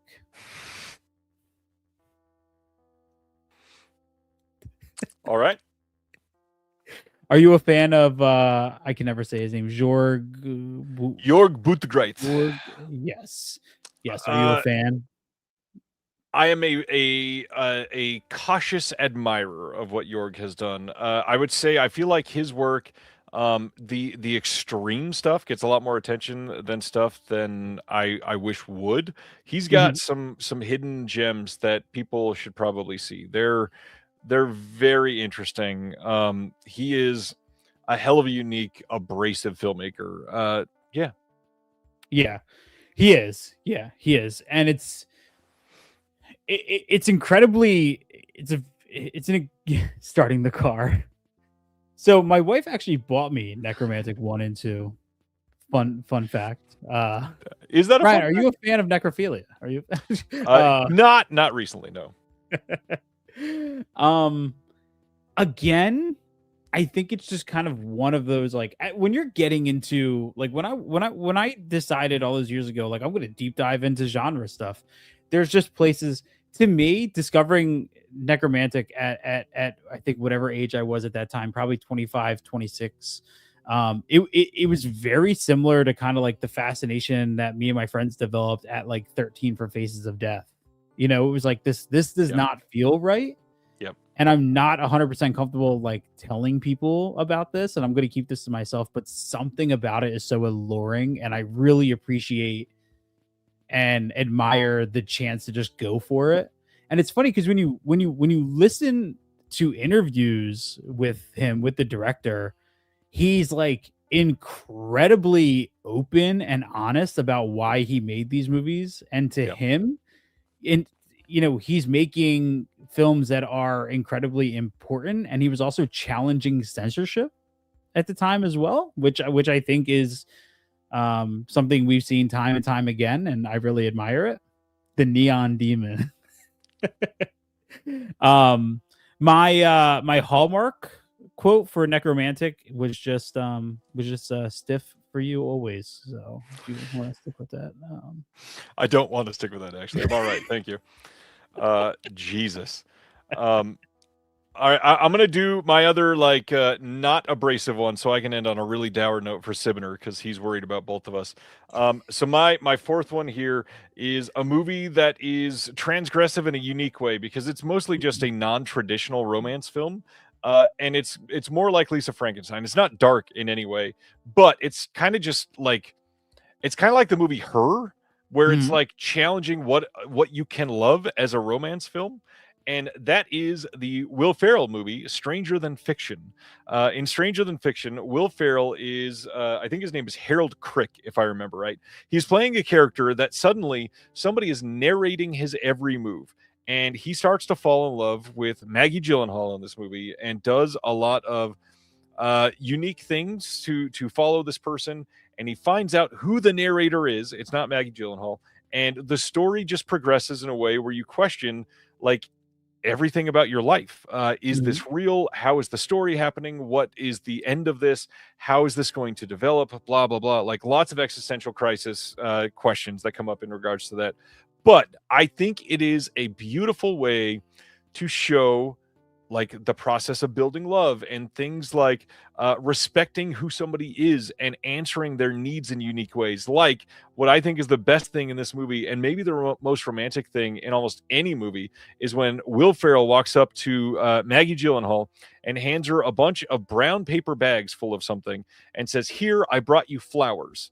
She's a baker, and he went and bought her lots of different kinds of unique flowers to bake with. And it's just such a touching, unique, heartfelt moment, and it sets this film apart in a way that most movies don't. Great performances in this. This is Will Ferrell being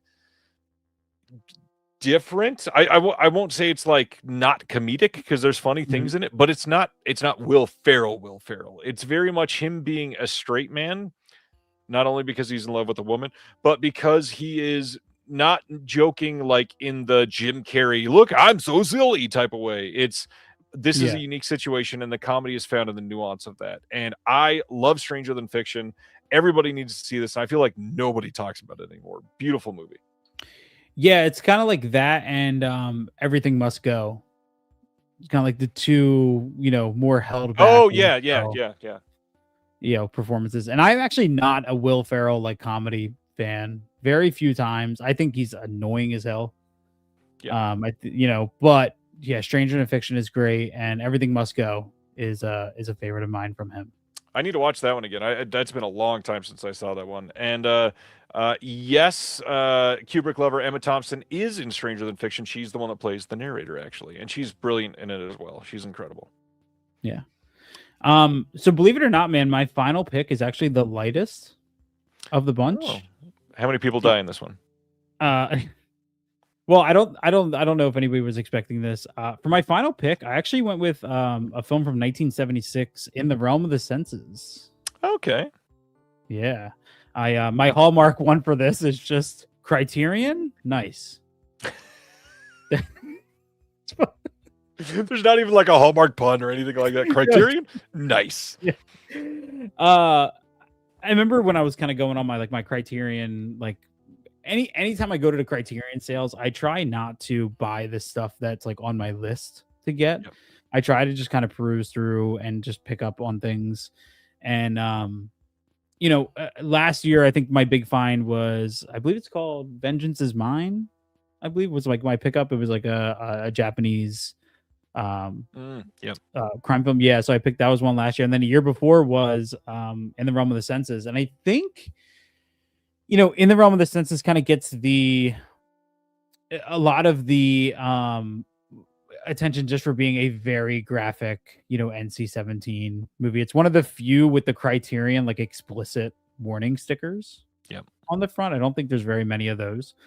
But In the Realm of the Senses is just this beautiful evolution of kind of like discovery in a relationship. You have this very kind of you have this relationship that begins very kind of natural and normal, I would say, and then as the film evolves, it gets much more into the like sadomasochistic side of things as it evolves. And I think it's beautifully shot. I think it's a great story. It's one that I would have no problem like trying to convince my wife to sit down and just enjoy with me, though I doubt she will.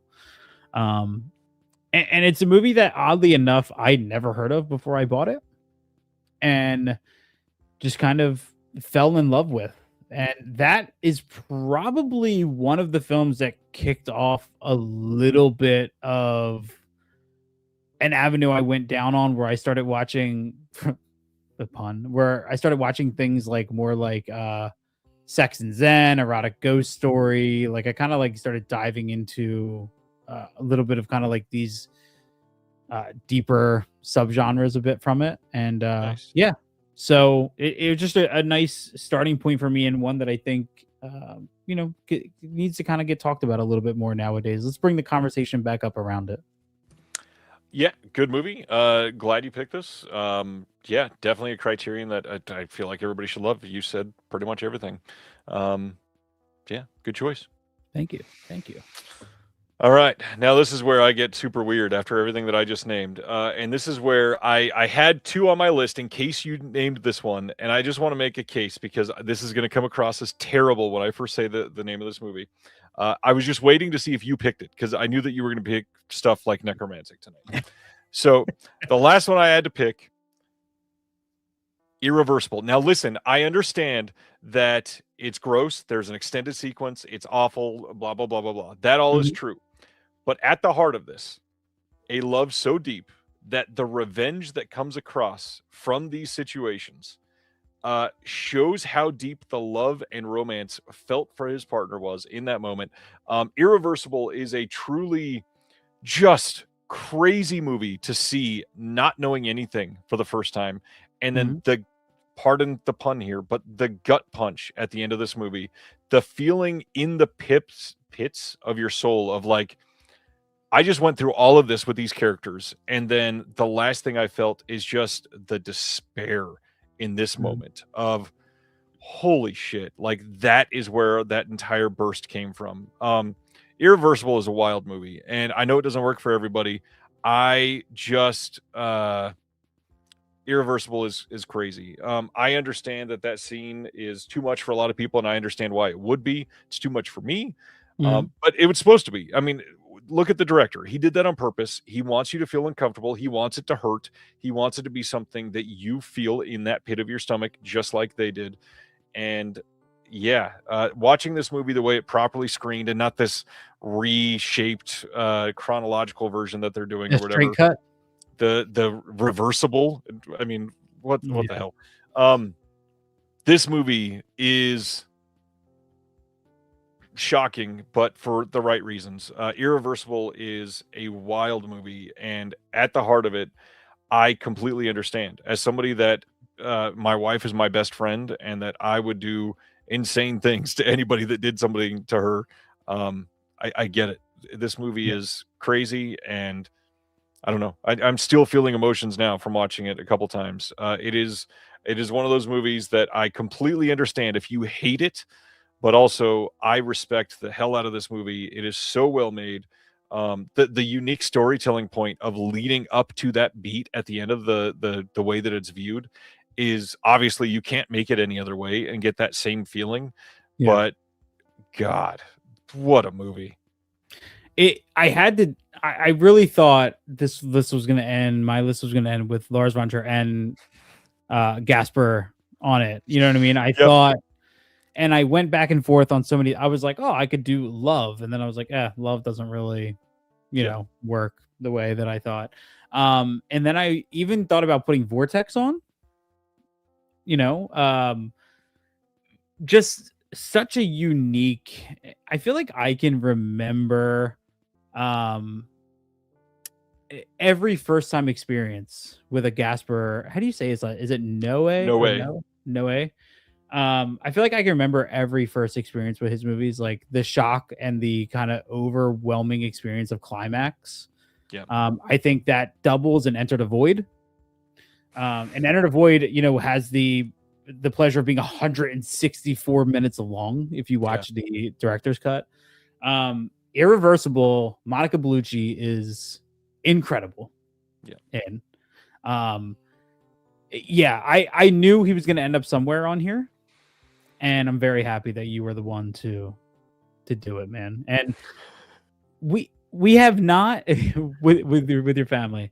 What's great is that we have not one but two incredible releases of that.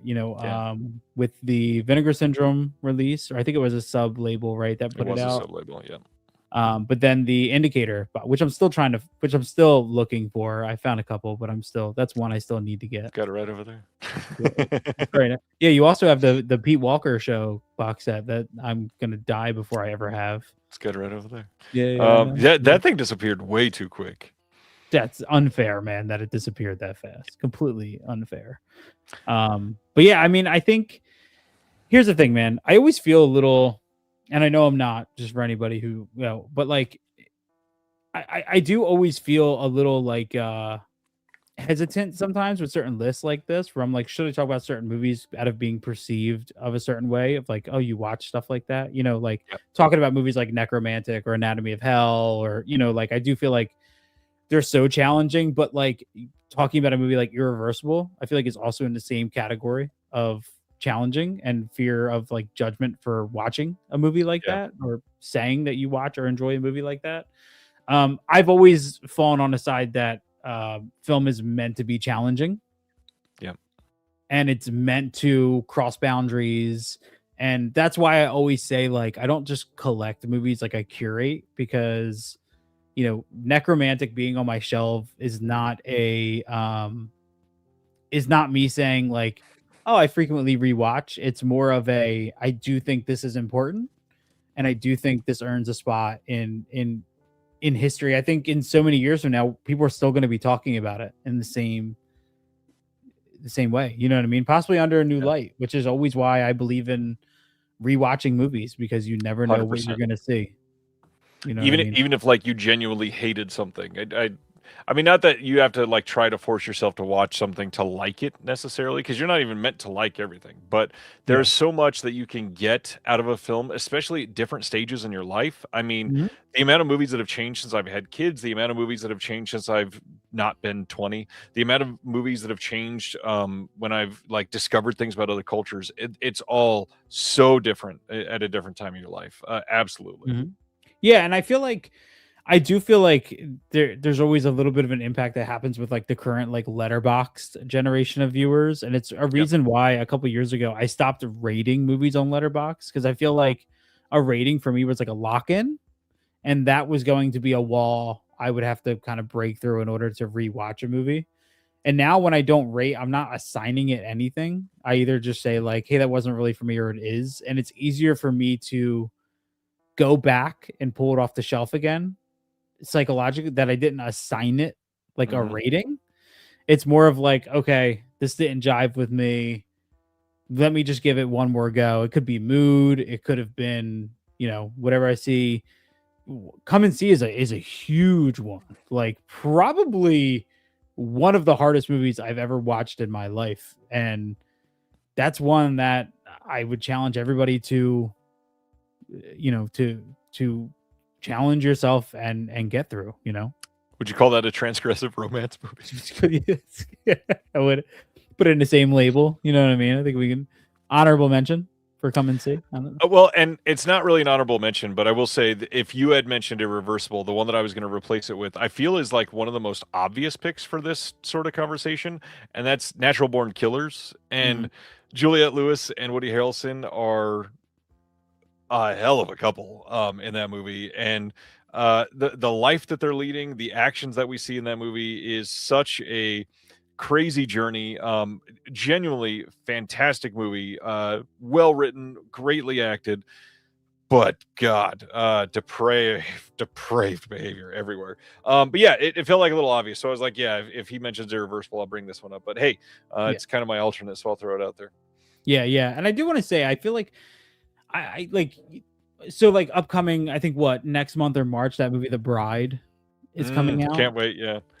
Which I'm very excited to see. Like, I think it looks like a lot of fun, but I don't know. I always feel like movies like that are trying to take some of the crumbs of like a Natural Born Killers, and it just doesn't work when you're intentionally trying to be like shocking with your material, or trying to be so over the top, like transgressive, or like, look at us, look what we're doing. Yep.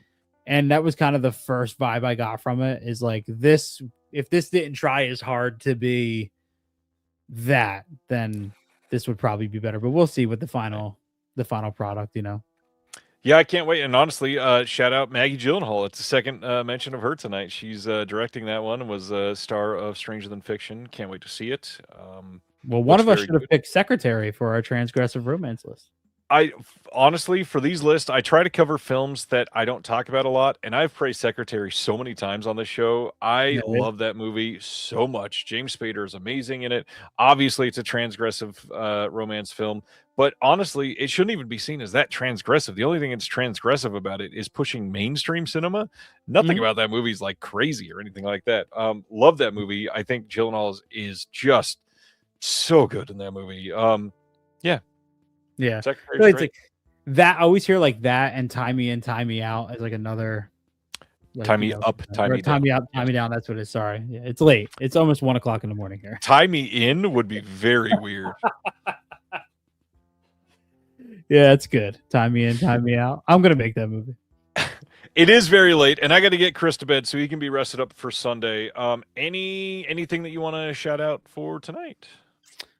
No, just again, I appreciate if anybody checks out the Beyond the Blood podcast. We're available wherever you can find your podcast. We just put up the Umbrella episode. We have a cool little new spinoff episode coming out on Saturday where we're talking about 1991's Popcorn. My wife is on that episode, so it's very special for me. And yeah, I'm always over on Instagram, same name, at Bearded Film Guy. I love to just chat about movies and hang out. And I hope everyone comes and watches Shelshock on Sunday. I'm very excited for that.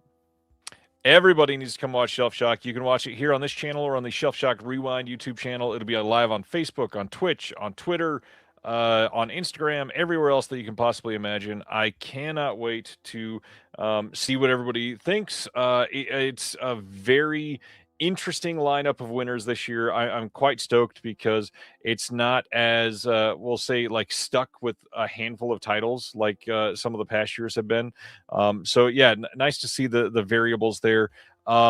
Looking forward to sharing some of the surprises. Like I did answer in the chat earlier, there will be some giveaways, quite a few actually. So come check it out. There will be trivia as well. So be there live, ready to answer. Lots of stuff to give away, lots of stuff to cover, lots of stuff to highlight from last year. And it's my last one, so we got to make it big. Appreciate everybody hanging out tonight. Chris, thank you for co-hosting tonight. Thank you for co-hosting on Sunday. And until next time. Thank you, sir. Have a good night. See y'all. Thank you for watching The Disconnected. On the way out, make sure that you are subscribed to the channel, that you've liked the video, and that you've copied the link to be able to share it with someone else that may appreciate this.